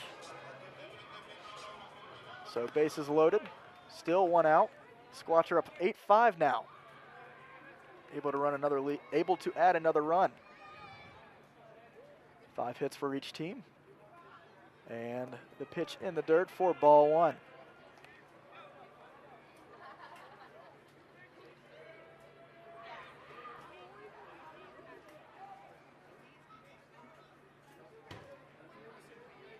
So now the 1-1-2 Carr, way outside, ball two.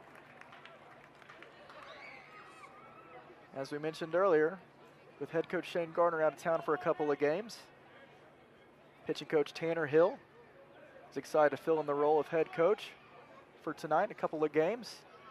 And he's really excited about potentially having a post-game interview for his first head coach collegiate win. And he's very adamant about it. Hopefully we can have it tonight.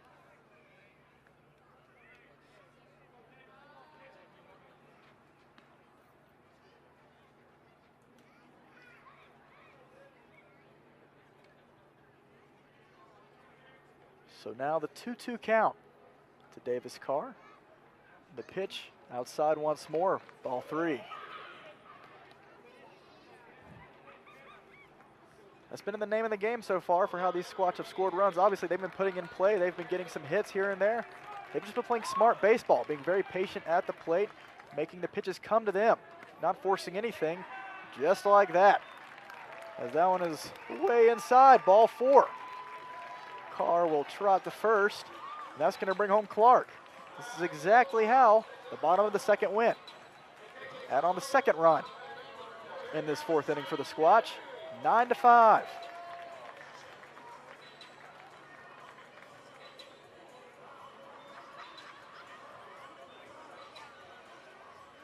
So the Squatch working 9-5. That is a terrible joke by me, as bases are still loaded, and that one is outside with Johnny McHenry. Back up to the plate. Looking for that big hit, the 1-0. Takes that one in the exact same location as the first pitch, ball two.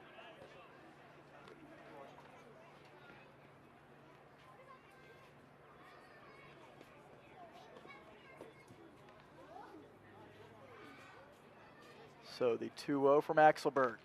Throws that one outside once more.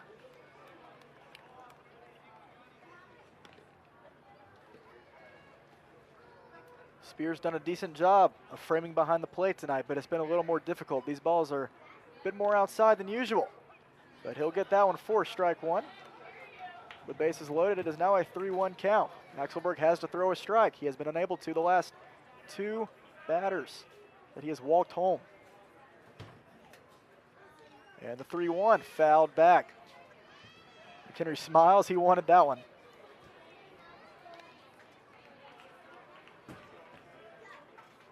We are 5 minutes from the 9 o'clock hour here in Spearfish. The crowd, doesn't seem that anyone has left. Dogs are still running around. Great night to bring them out. And the full count, taken outside, ball four. So the Squatch will continue to press on. They don't mind running around the bases all night if you let them.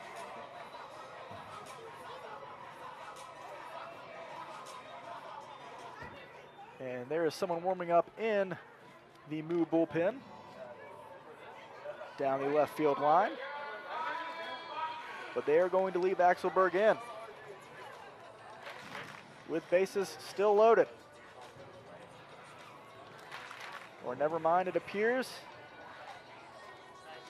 that the infield coming in, this will be the end of the line for Jason Axelberg.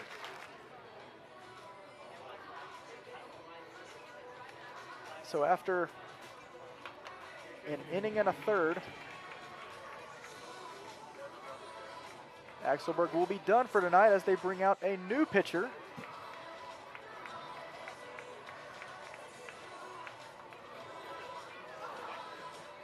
And we'll look to see who that is.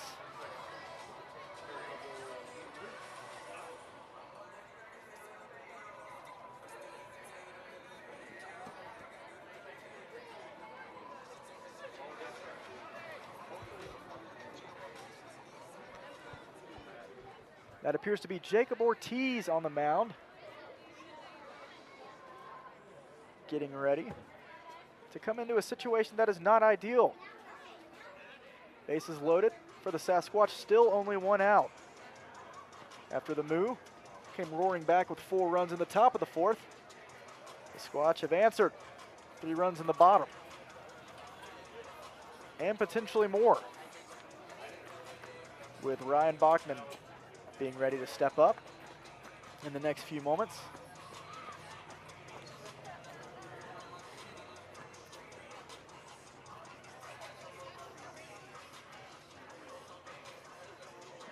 So after searching around for a little bit, it appears that this will be Colby Ortiz, who is not on the active roster either for the Moo. Another player that has been added and who has arrived in Fremont within the past 2 days. So this is undoubtedly his first appearance of the year on the mound.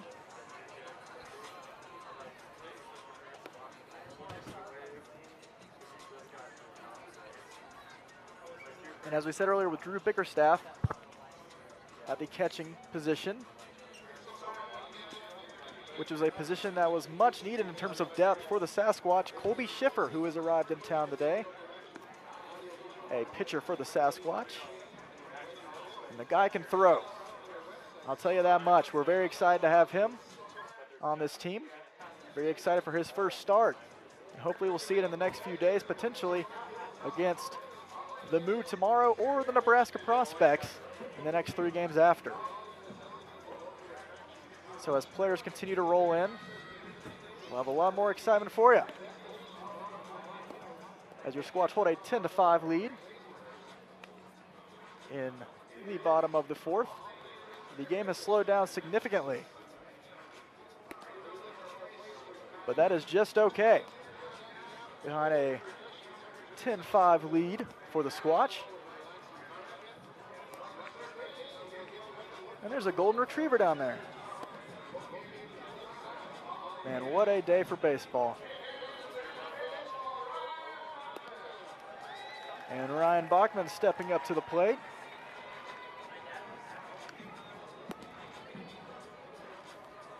After the long delay for the pitching change.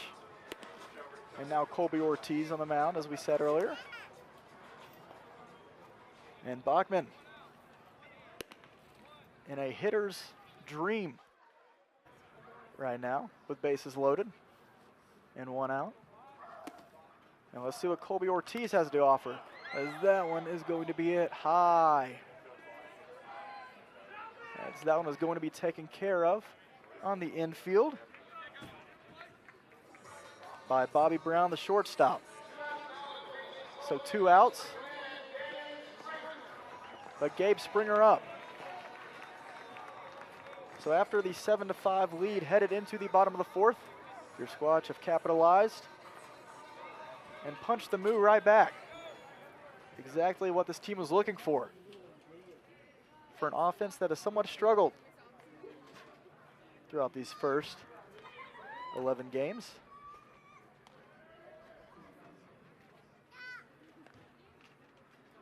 So 2 outs, bases loaded, as that one is going to be lifted down the left field line, way foul, out into the parking lot somewhere.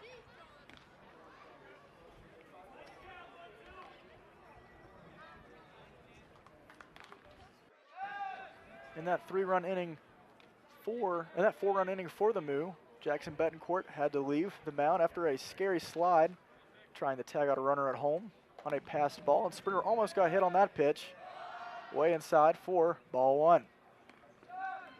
So hopefully Jackson is okay. As we said, we'll have something there for you. We'll have an update, hopefully very soon. Hopefully everything is just precautionary. So now the 1-1 to Gabe Springer. And a swing and a miss on a nasty pitch from Colby.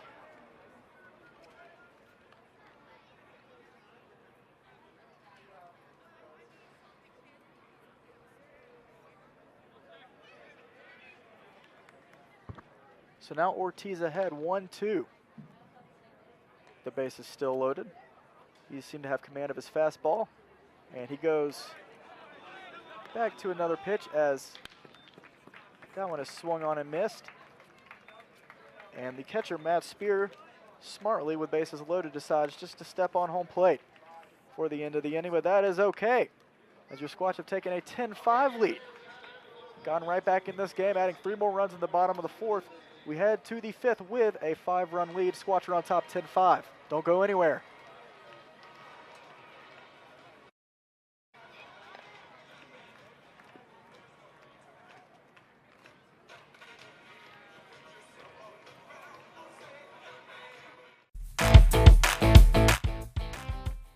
New games every month at the Lodge. We are constantly updating our gaming floor with the latest fun games to keep our guests entertained with new games every month. For the freshest selection of slot machines in town, make the Lodge at Deadwood your gaming destination. The locals' choice for gaming excitement with the newest games is the Lodge at Deadwood Gaming Resort.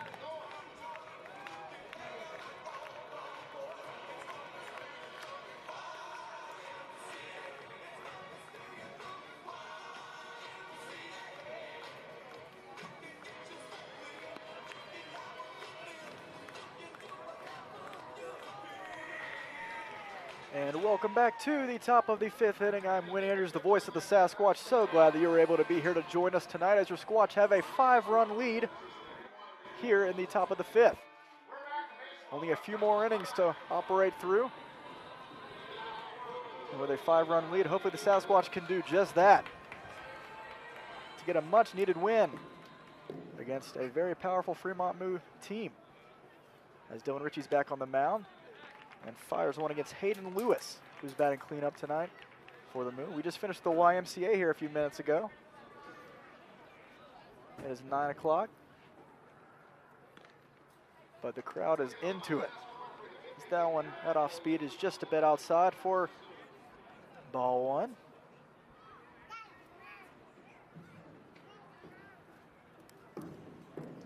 And the 1-1. Big swing and a miss from Hayden Lewis. Haven't seen many strikeouts tonight from either team. Both offenses have done a great job of putting the ball in play, making sure that their teams have an opportunity. As that actually, come to speak of it, there's a strikeout right there. Swing and a miss from Hayden Lewis on a beautiful pitch low and away.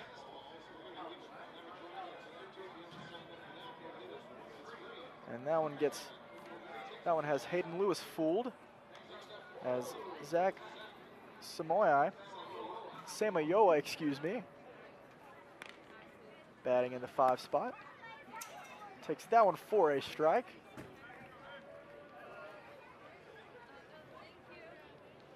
Would be great to see Dylan get through a couple more innings for some very effective relief.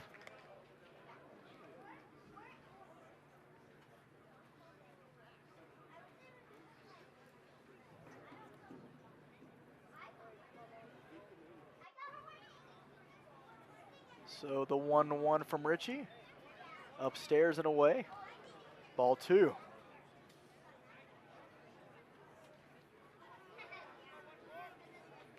Not an easy schedule for the Sasquatch in the first half of this Independence League schedule. But after talking with General Manager Eric Schmidt, he was telling me how inspired he was that the second half, while he still believes that the Sasquatch will easily be able to turn this thing around, because considering this is only the first few weeks of the season, something interesting about the Independence League for summer ball is that in order to get into the playoffs, it really depends on the best finish from the first half of the season, and also the other team advances into the playoffs from the second, with the best record in the second half of the season. I really just butchered that. Apologies to everyone, but just wanting to let you know that this record, as that one is going to be called out. Zach Samoya is called out on strikes.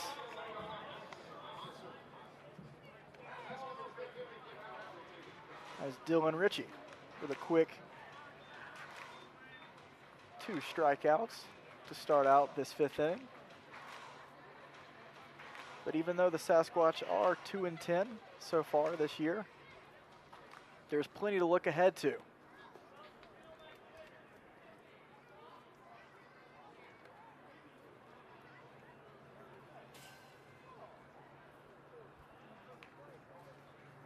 As Eric Schmidt said the other day, it doesn't matter how you start, it's how you finish.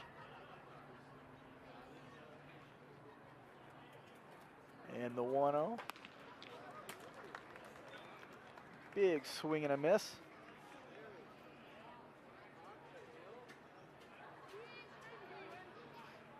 For Max Mosser, the first baseman.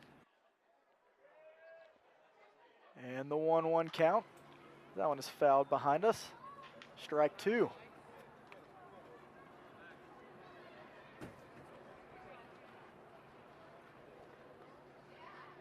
Very excited for these next few home games while we're able to be here in Black Hills Energy in beautiful Spearfish, as we'll be having plenty of player interviews over the next few days.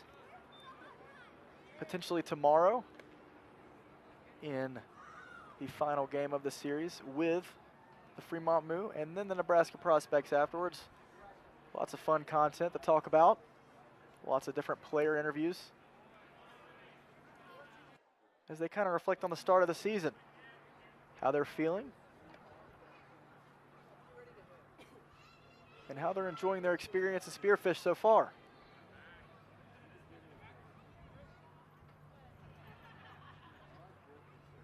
So the 2-2 count. Called out on strikes once more. Dylan Ritchie just struck out the side. Yes, sir, we'll take more of that. A beautiful 5th inning from Mr. Ritchie as we head to the bottom of the 5th with a 10-5 lead. Squatch on top.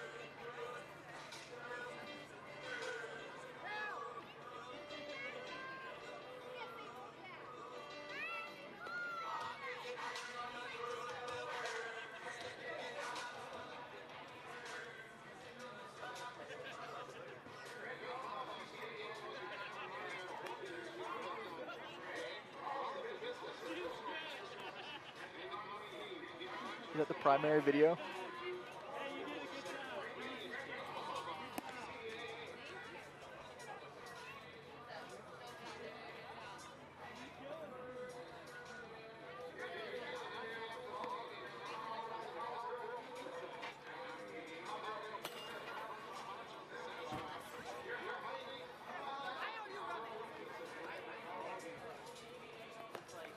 Who is that?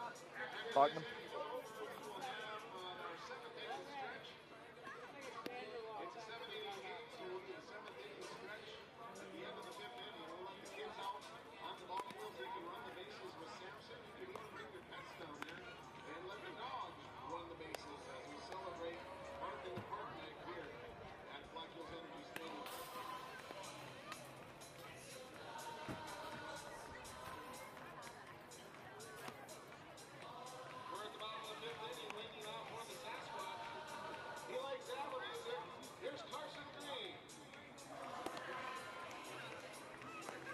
And welcome back. We are here in the bottom of the 5th inning as Colby Ortiz takes work for his 2nd inning of relief for the Moo against Carson Green. Now, folks, if you were just watching in between inning camera work, you might have just seen a masterpiece from the designated hitter in Game 2, Ryan Bachman. No surprise there. He took hold of the camera and wanted to make sure that everyone saw the view of the dugout in between innings. And hopefully, if you get motion sick very easily, you looked away because that camera work was truly shaky. Thanks, Ryan. But it's fun to see the dugout having a good time. As Carson Green readies for the 2nd pitch. Takes that one low. Ball 2.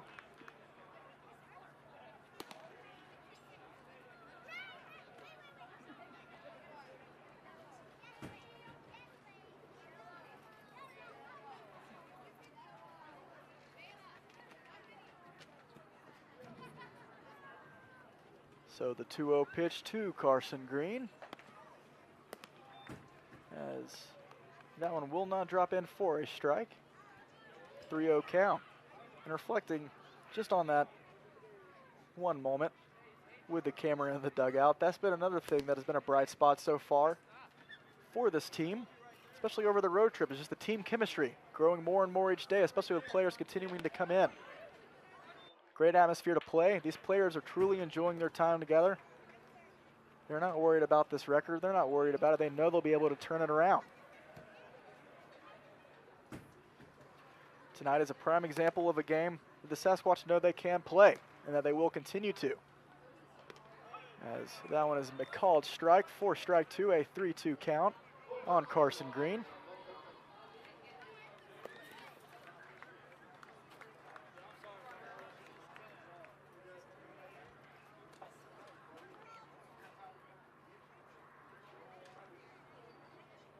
So a full count here against Carson Green, and the payoff pitch from Ortiz. Swing and a miss. Took a hack at that one. Nice pitch from Colby for out number 1. Trey Vorwald stepping back into the batter's box.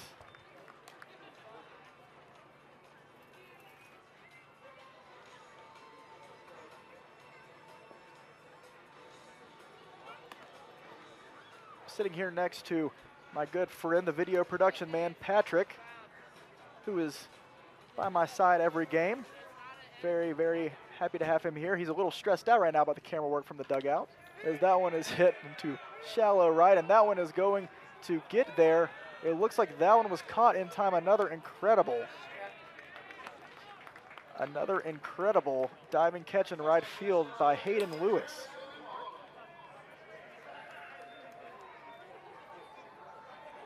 Tell you what, the defensive outfield for the Moo has been nothing short of impressive today in Game 1 and Game 2. Haven't really let any sort of bloop hit drop. They've been covering plenty of ground.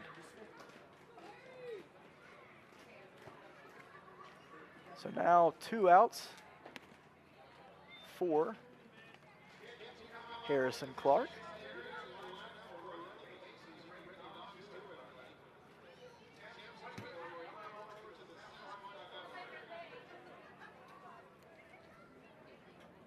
So the 1-0 to Harrison Clark, taking a bit outside.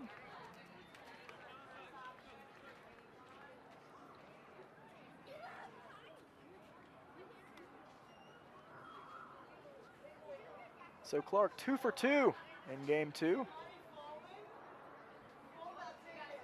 Hasn't taken long for him to get back offensively. That one's taking a bit inside. Ball 3.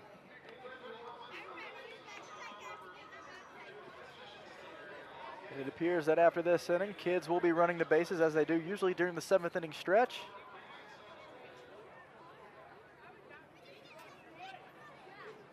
With 2 outs and no one on, but a 3-0 count.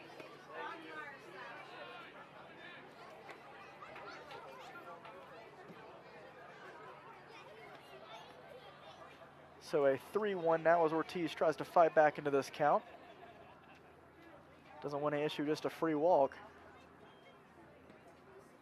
But against Clark, maybe it's not the worst idea. And he'll take that one in for a strike 2.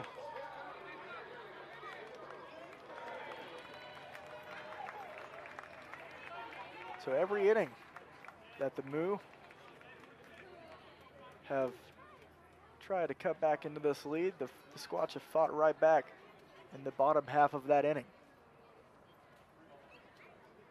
So 3-2, and that one is swung on and going to be fouled down the right field line.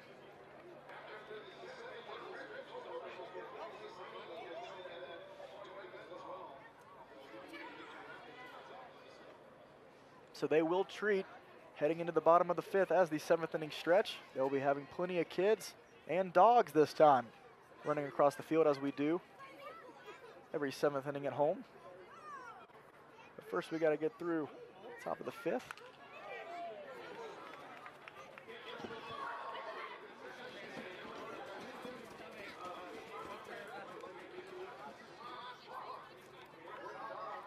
So another foul ball off of another payoff pitch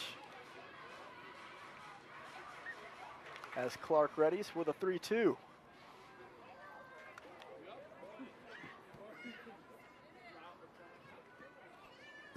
And Ortiz has to throw another one.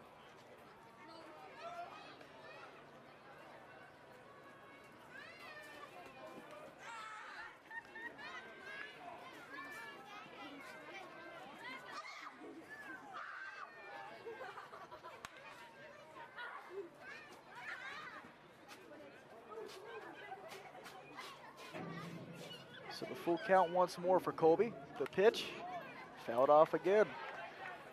What a battle between Ortiz and Harrison.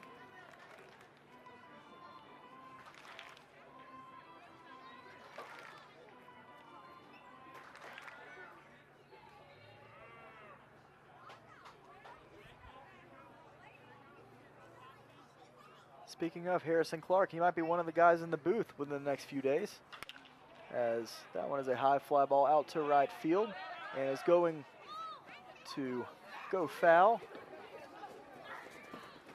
as Lewis made a smart decision, decided to slide as he was coming in hot to the right field wall. So we will try it again.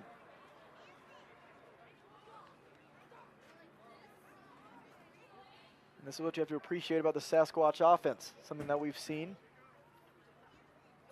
especially in the past few games. Even went up by 5 runs, still not giving in to any at-bat. Working the count as much as you possibly can. And that's exactly what Harrison Clark just did. He'll take his walk after an incredible battle. And Bailey Bordas stepping in. Bordas didn't play in game 1, but now manning second base for the Squatch in game 2.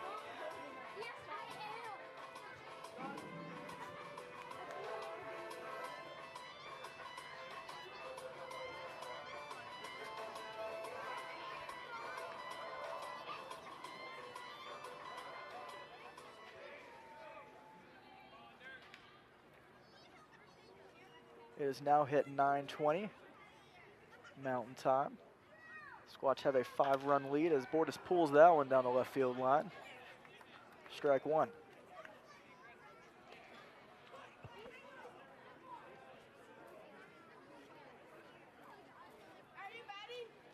Been quite the long 7-inning affair in game 2, all for the right reasons.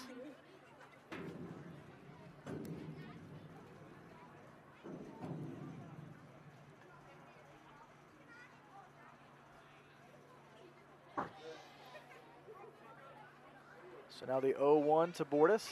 Bailey looking to put it in play. The pitch. And takes that one a bit high for ball 1. So Bailey 0 for 2 tonight. But not to forget, in Fremont, in the second game of the series, as he lifts that one foul, Bordas had an absolute moonshot over the left field wall.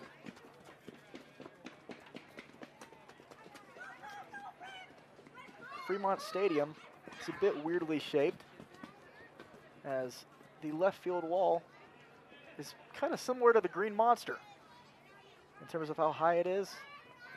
And Bordas cleared it with ease in the first home run of the inning, but he is called out on strikes there to end the inning.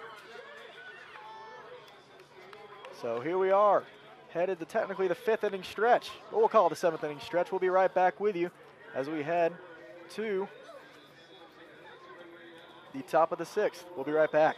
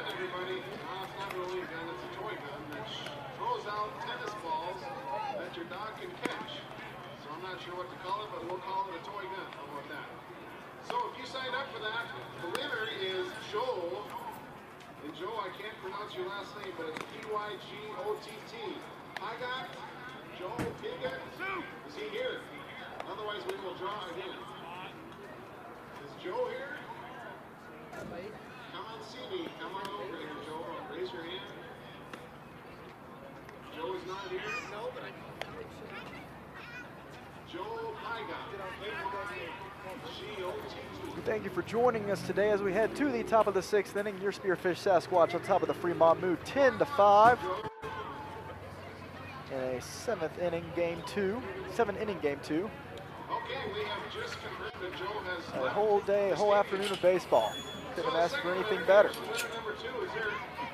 Except for a Squatch win, of course. That's what we're hoping for here. Cam Hoyland making his first appearance in a while on the mound. You can usually find him in right field and occasionally on the mound. He has quite the arm.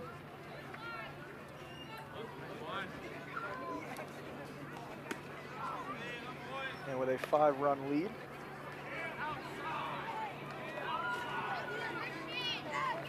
Tanner Hill made the decision to pull Richie after a couple of innings of effective relief. A great job from Dylan, being able to cut out the drama, quit the bleeding for a little bit, and keep the Moo at bay for a team that is very dangerous offensively, as that one is a fly ball out towards right field. And it looks like Borwald is going to call that one off for out number 1. Excuse me, Sheeran call that one off for out number 1.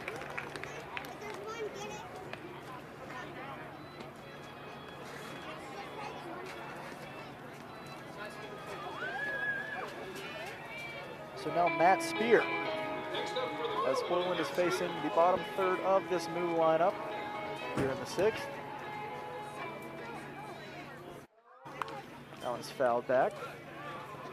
You can take out your 50-50 raffle tickets. So a good decision by Coach Hill.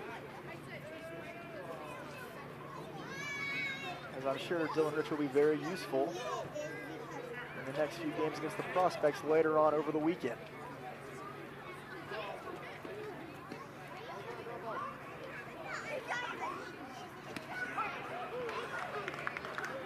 And Hoyland drops that in for a strike as he's ahead 0-2 on Matt Spear. And the pitch. Fouled back. We'll try it again.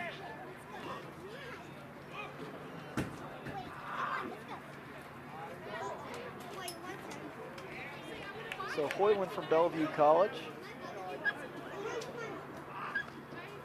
in his 8th game of the season. Always important to have players like Hoyland. The same with Sheeran and a couple of others on this Sasquatch team. That one is got off speed, bit inside. Count now runs even at 2-2.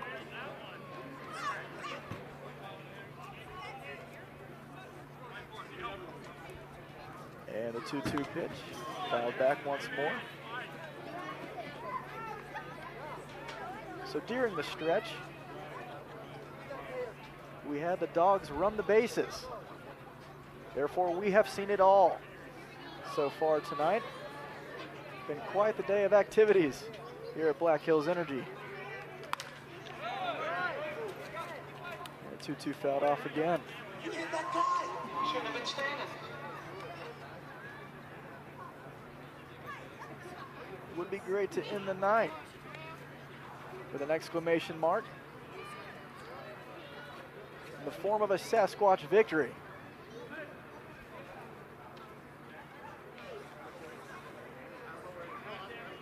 So the 2-2 from Cam. Just a bit low and away. Ball 3.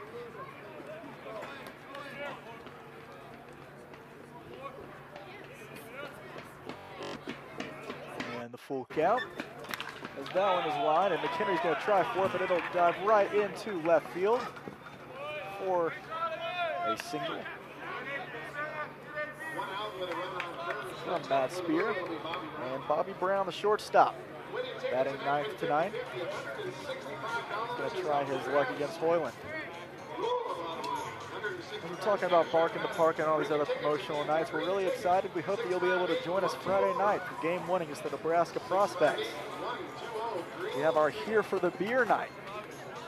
And that is a great opportunity if you just want to come out, crack a cold one, just hang out with some friends and watch some good baseball. We have all that for you here at Black Hills Energy. As Bobby Brown takes a big swing and a miss on that one from Hoyland.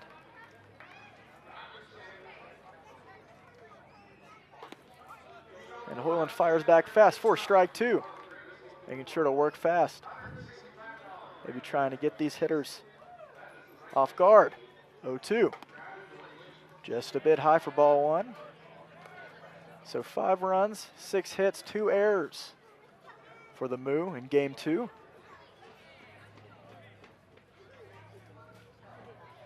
And that one is lifted out towards left center, and Carson Green's not going to be able to get under it in time as he fires over to McHenry. McHenry trying to turn 2, and he is going to be tagged out at second. So Bobby Brown hits one out that drops in left center, but he's going to be tagged out while trying to turn it into a double for out number 2. So a runner on third, but not before the second out of the inning. That's okay. Great hustle from Green, from McHenry to Bordas at second to make sure that play was happening. They saw Brown's attempt to go 2 from a mile away and turned it in time. As a leadoff hitter, Zane Scansey takes that one for a strike. Runner on third. 0-1 count, 2 outs for Cam Hoyland. The pitch. As he takes that nice off speed for strike 2.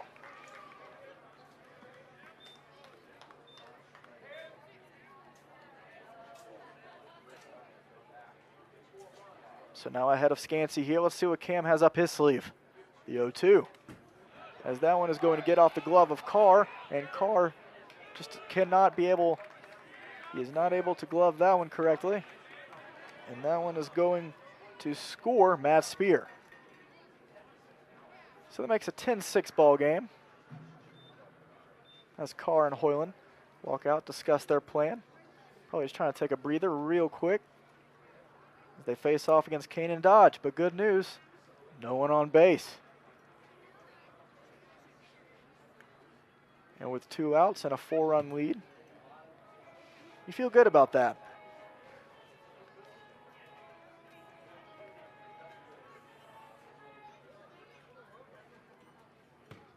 So now the 1-2, fouled off.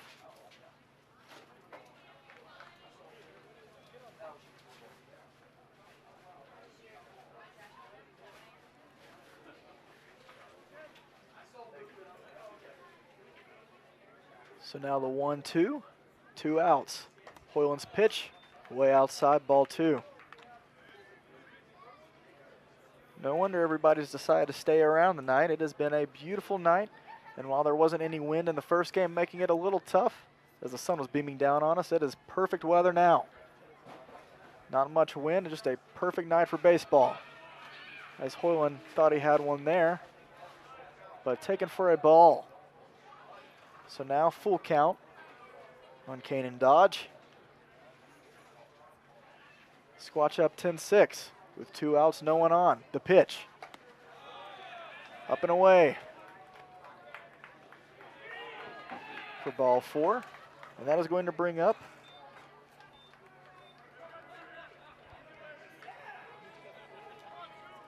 my apologies, that was Zane Scansey. And this will be Kane and Dodge.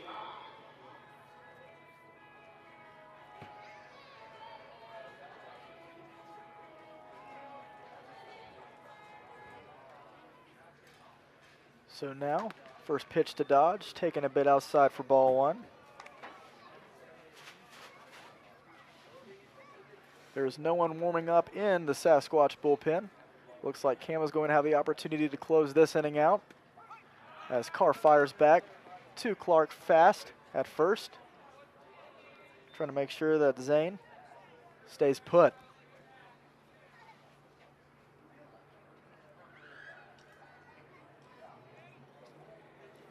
And the 1-1 now turns 1-2 after that foul off.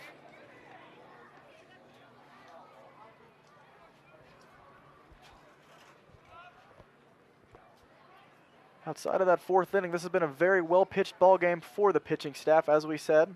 Luckily, the Squatch are on top of it this time around for now, as that one is going to be jammed and hit high as Springer is rushing out towards down the left field line, unable to get to it. So the count will remain 1-2. So luckily, as the Sasquatch have the lead for now with a 10-6 ball game, 2 outs here in the top of the 6th.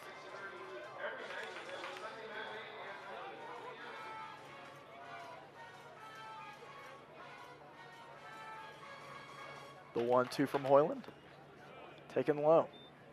We saw in game 1 the Moo know how to fight their way back into a game. And you don't want that in the late innings.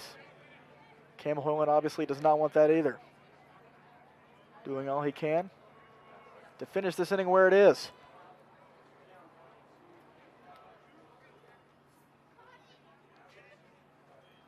So the 2-2. Just a bit high.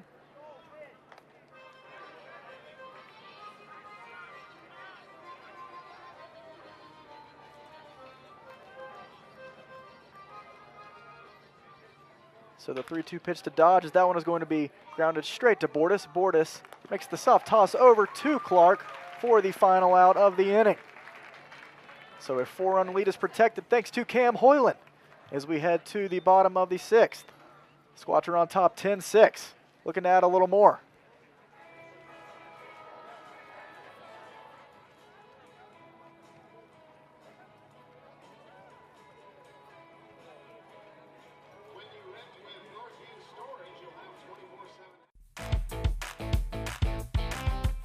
New games every month at the Lodge. We are constantly updating our gaming floor with the latest fun games to keep our guests entertained with new games every month. For the freshest selection of slot machines in town, make the Lodge at Deadwood your gaming destination. The locals' choice for gaming excitement with the newest games is the Lodge at Deadwood Gaming Resort.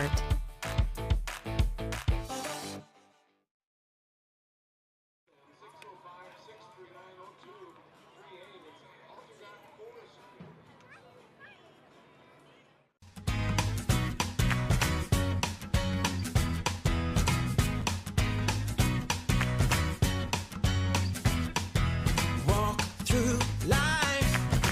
Every day is a new beginning. Shine your light. It's a day and the world is waiting. Move along to the song, singing in your soul. Feel the beat, clap your hands, let it take control. All you need, all you want, are you ready to find your way? 'Cause every day is a new day. And everything's going your way. And you wanna make it last forever. We'll keep it together, 'cause it keeps getting better. And welcome back to the bottom of the 6th inning as Griffin Sheeran rounds up against Jacob Ortiz. Another inning of relief for the Moo as he takes ball 1. Sheeran always an act of comedic relief for this team. Always has the jokes. Always very energetic.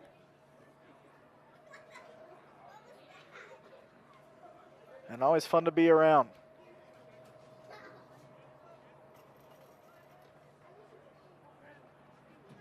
The sophomore from Minot State University. As he tries to knock that one out of the park. Strike 1. So Jacob Ortiz now through 1 2/3 after coming in for Jason Axelberg. And the 2-1. And Griffin fouls that one behind us.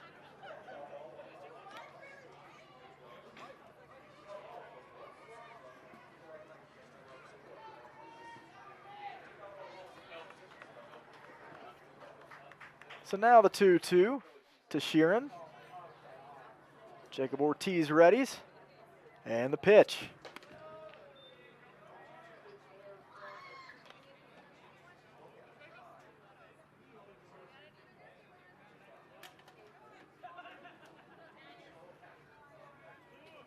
So now count runs full against Sheeran. And Ortiz got to select that pitch carefully and decides to go with a beauty that strikes out Sheeran for the first out of the bottom of the 6th. And now Davis Carr, the catcher, had a good night behind the plate.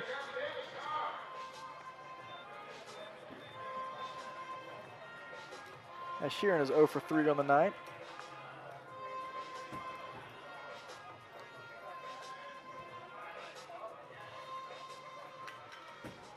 Feels great to be able to see 10 runs on the board for the Sasquatch.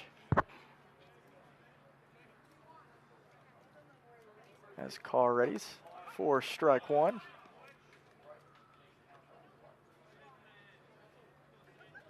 So the Squatch have definitely spread out their scoring surges. 2 in the first, 5 in the second, and then 3 to answer back to the Moose scoring surge in the 4th for a total of 10 and only 5 hits. You know it's a crazy game when you got 5 hits and 10 runs. And not to mention 4 errors for the Sasquatch. You just can't beat these type of ball games. The 1-1 to Carr. Taken for ball 2.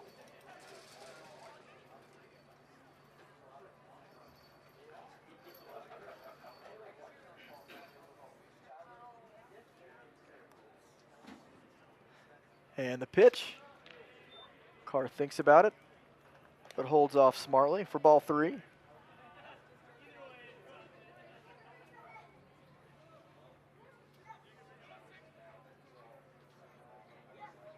So already nearing the halfway point of this month of June, the 3-1 to Carr. Fouls that one off. So after the 6-game road trip out in Nebraska, in this 3-game series with the Moo, obviously 2 being played today, 1 tomorrow against the Moo, and then 3 straight from Friday, Saturday, and Sunday against the Nebraska Prospects. Another team who's hungry for some wins. It'll be a very exciting matchup. And full count again to Davis Carr. A swing and a miss as Ortiz takes care of Davis on that one. So 2 outs now, no one on for Johnny McHenry. Very productive month of June, as we said earlier. Not an easy month of June, not an easy first half of the schedule at all for the Sasquatch, but a very favorable schedule for the Squatch in the second half. We got to take it 1 game at a time, obviously, with 5 of those games starting on the 15th of June being in Idaho, playing the Caldwell County Spuds. As that one is hit high and deep out towards center field, Johnny McHenry, as that one is going to be not going to be able to get caught to it. It looks like he was going to be able, the center fielder is going to be able to get under it, but Johnny McHenry with an incredible triple slide into third base. And that was the burst he was talking about earlier in game 1. And it finally rolls over into his favor.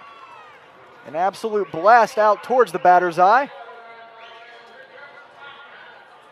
Looked like Scansey was going to be under it for a second until it went over his head. Couldn't tell until the very last second. You best believe McHenry was squaring that up since the final out of game 1.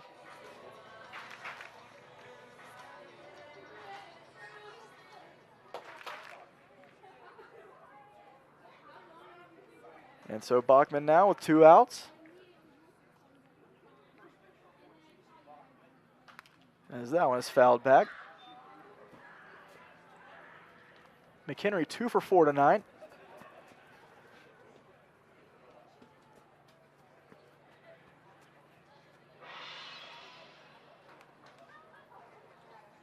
Excuse me, 1 for 2 tonight. Batting .289 on the year. 4 runs driven in, looking to make it 5 with Johnny McHenry on third.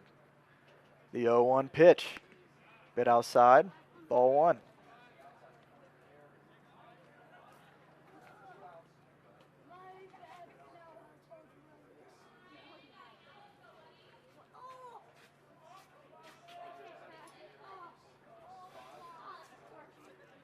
So now the 1-1 to Ryan.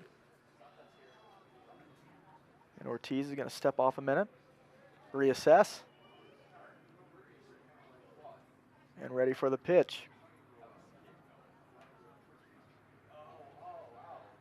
So the 1-1. And that one is going to get away as McHenry is easily going to steal home. That was nice. McHenry always watching on third base, as he stole home to take the lead against the Big Sticks in Game 3 of that home opener, if you can remember, just a little over a week ago. A great leadoff guy for the Sasquatch. So now your Squatch hold an 11-6 lead. Base is empty for Bachman. So after tonight, a hopeful win for the Sasquatch. Only have 1 more inning to go through with a 5-run lead. Hopefully tonight, and then 1 more game against the Moo, and then 3 games against the Nebraska Prospects. Very important games as before the Spearfish Sasquatch head off to Idaho for that 5-game series. That is a long drive, a good 16 hours on a bus. Quick turnaround. So the 3-2 now to Bachman. Ortiz fires. That one is fouled off again. Great eye at the plate, Ryan Bachman.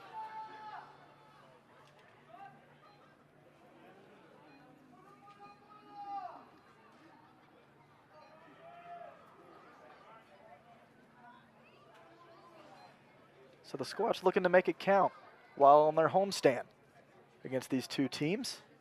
And that one is grounded down the third base line, and that one is going to get past short and third down the left side. As Bachman singles. 2 for 3 now on the night. And Gabe Springer stepping back in.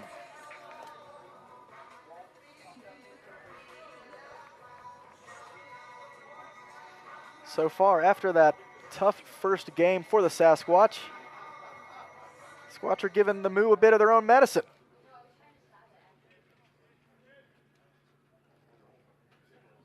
As Ortiz readies for Springer. A bit high, above the strike zone. Ball 1.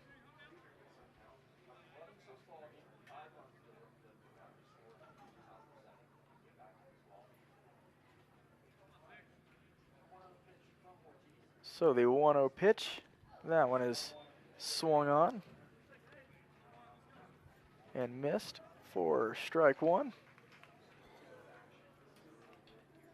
Springer 0 for 3 tonight, a bat that you are just knowing will wake up sooner or later. Hopefully sooner. Springer is a certified hitter and great at the plate.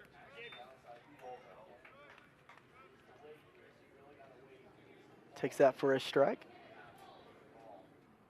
At Duncan Field in Hastings, the one that I was talking about earlier in game 1, that outstretched about 375 down the left field line. Springer, as he is beamed by one, takes his walk to first. There's been a lot of hit batters tonight. So now runners on first and second, but Springer gave one a ride in a pitcher's ballpark, to say the least. Tripling off the wall. Oh, so close. And he has the power behind him. Obviously didn't get the chance there, but he will take the walk with Carson Green coming up to the plate.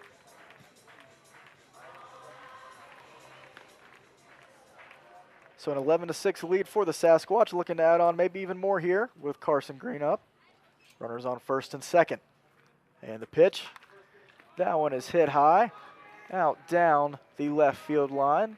Let's see if there's going to be any chance for a play, and there won't be. Tyler Harrington tried for it. Tried to grab over that fence, but no could do. So that one is fouled right into the bullpen for strike 1.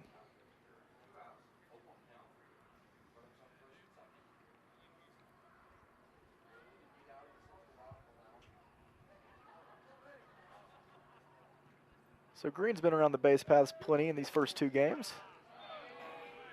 Takes that for a called strike. Now Ortiz ahead, 0-2.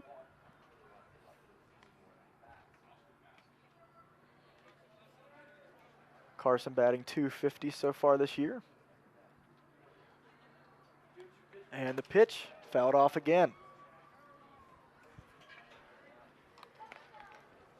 Not a single person has left their seats so far in this game from what it appears. Everyone's staying put for the exciting finish to tonight's game. As the Sasquatch are looking for their 3rd win so far in this season. And the 0-2 to Green, as that one is grounded over to short. That is going to be an easy toss. Close, as Springer almost slid in. Almost a bang-bang play, but Ortiz gets out of it for out number 3. But your Squatch still hold a 5-run lead as we head to the top of the 7th. And Cam Holland stepping back on the mound. Getting ready to shut the door on the Fremont Moo in game 2. We'll be right back. You're watching Squatch Baseball.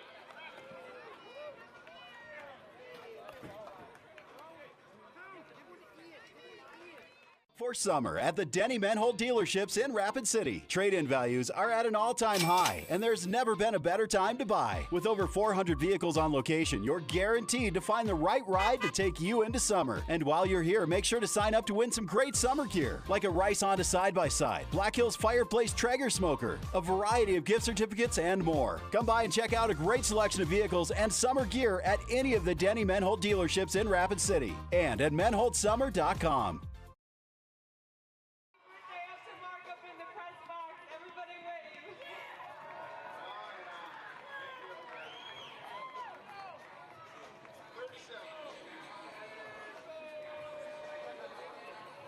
And we are here in the top of the 7th inning. I am Win Andrews, the voice of the Sasquatch, here with you as we are looking to shut the door on the Fremont Moo in Game 2 of this doubleheader as Cam Hoyland is on the mound, facing off against the 3-spot hitter Nico Aspilcueta, the designated hitter.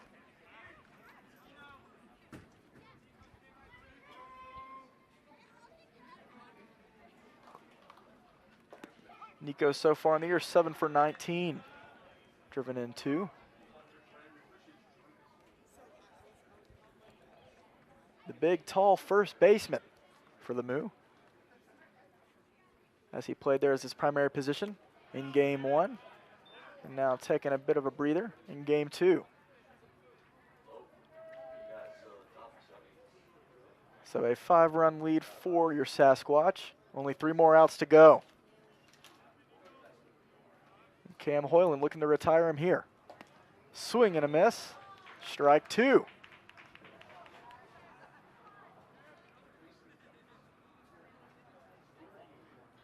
In Game 1, Connor Jones was dealing through his first few innings. Ran into a bit of a trouble in the 4th. And through a lot of just hard luck, truly, as Aspilcueta is going to be called out on strikes. He doesn't agree with it, but that's not going to change the ump's mind. Cam Hoyland strikes out Nico Aspilcueta and Hayden Lewis, the right fielder. Excuse me, that is going to be a substitution, as it looks to be Darian Morphew.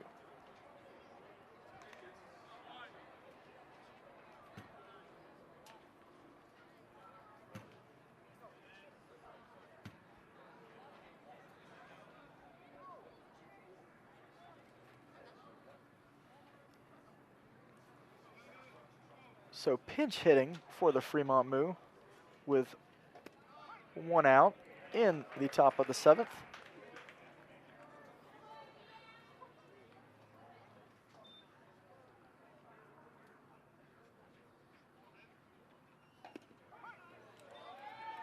An unspoken name on this roster, as we cannot find him. We are still looking, trying to figure out who it would be.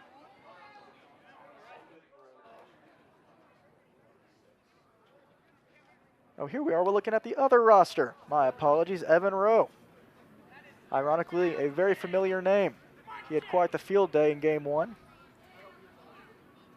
as he was out in right field, and he is back. Pinch hitting for Hayden Lewis in the 4 spot. Hoyland got ahead quick. 0-2.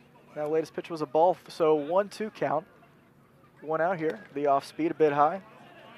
Ball 2.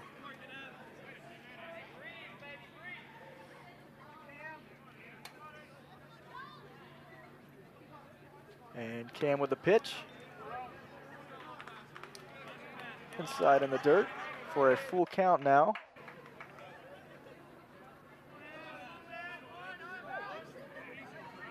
So Evan Rowe, the sophomore from Upland, California, after a big game in Game 1, takes his base for his only plate appearance in Game 2.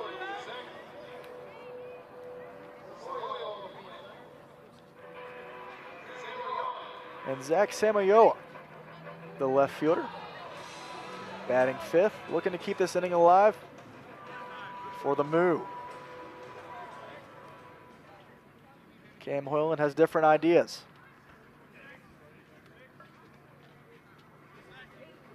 So 1 on, 1 out, and that off speed. Going to be a bit upstairs for ball 1.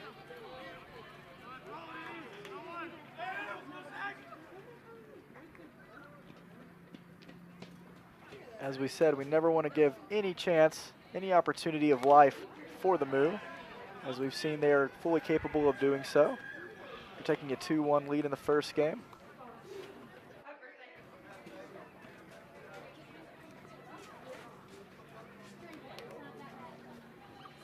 The Moo then took a 10-run unanswered streak to win 11-2 in game 1.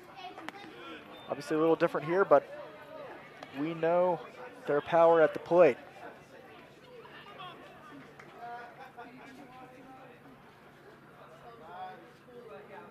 So 1 on, 1 out for the Moo.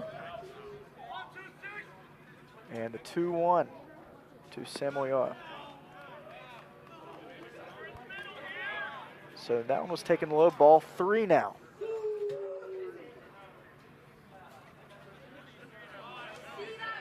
Some of the crowd down first baseline starting to get up on their feet.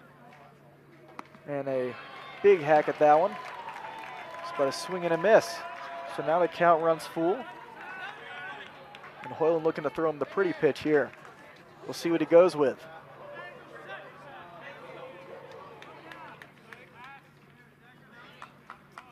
And the pitch. A bit inside, a good idea, but just a little too much inside for ball 4. So now runners on first and second, 1 out. And now another substitution for Max Mosser tonight, Ian Graff. We heard his name plenty in the first game as well. The big right-handed hitter from Dixie State University, batting .400 on the year. And those stats have actually been amplified for sure after his game today. Graff and Rowe, both very responsible for the surge from the Moo in game 1. Hoping for a different outcome in game 2.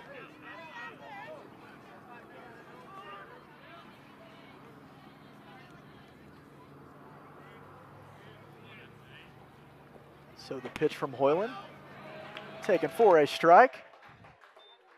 There it is. So runners on first and second, but Hoyland still knowing that he has that 5-run lead. And only 2 more outs to go. And that ball's a bit outside. Man, how nice would a 6-4-3 be right now?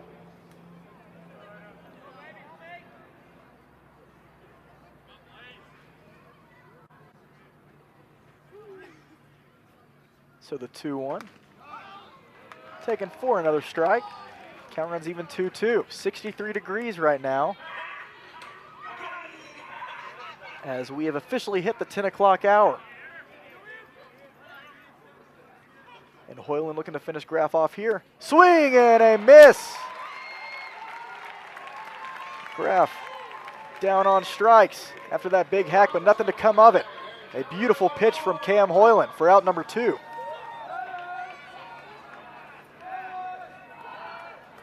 And now Tyler Harrington, the last hope for the Moo, with 2 outs and 2 on.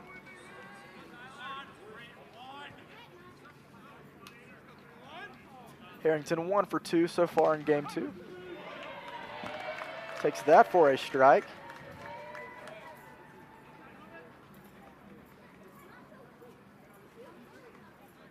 And the 0-1, a bit low.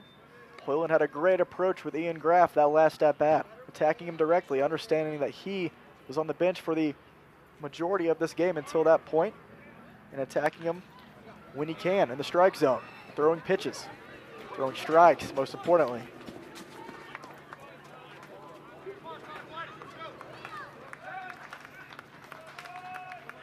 And now Harrington has done that just again, as the count now runs 1-2.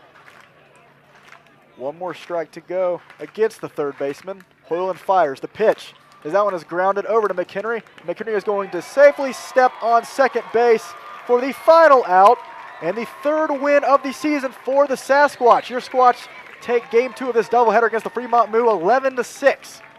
Behind a really explosive offensive performance. Folks, that's what we're talking about. That is what Sasquatch baseball is. And you're going to be seeing a lot more of that this season. I assure you of it. So, as we promised, we have to go get Coach Tanner Hill as we talk about his first collegiate head coach win against this great Fremont Moo team. What a performance. What a pitching performance from the guys tonight. What a great performance at the plate. We got a lot to talk about, and we'll do just that.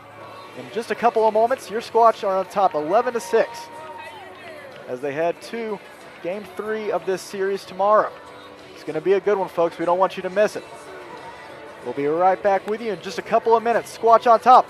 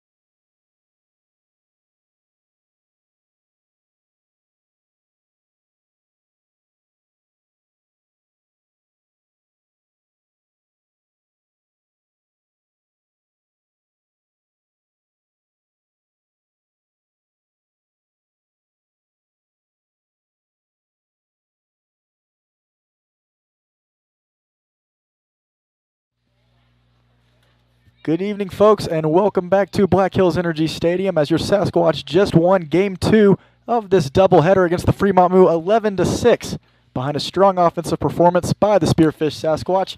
A great game to end the night with, and we are here tonight with pitching coach / interim head coach for now, while Coach Shane Gardner is out of town, Tanner Hill. Coach Hill, how are you feeling tonight after your first collegiate win as head coach? Man, it's great. It's always good to get that first one out of the way, especially the way we did it tonight. A lot of offense, as we like to say at TIU, pressure burst pipes. Yeah. And we were able to do a little bit of that tonight. So obviously in a game like this, first game, pretty tough. We see how much Fremont's offense can carry. Yeah. But even in this game, obviously getting the early lead, Sasquatch are on top. Fourth inning comes, and Fremont loads up 4 runs in the top. Sasquatch come back and answer 3 in the bottom of the 4th. How does that really speak to just the persistence and the dedication of this offense to continue to punch back after a few runs cross in that top of the inning? Yeah, man, just continue to fight.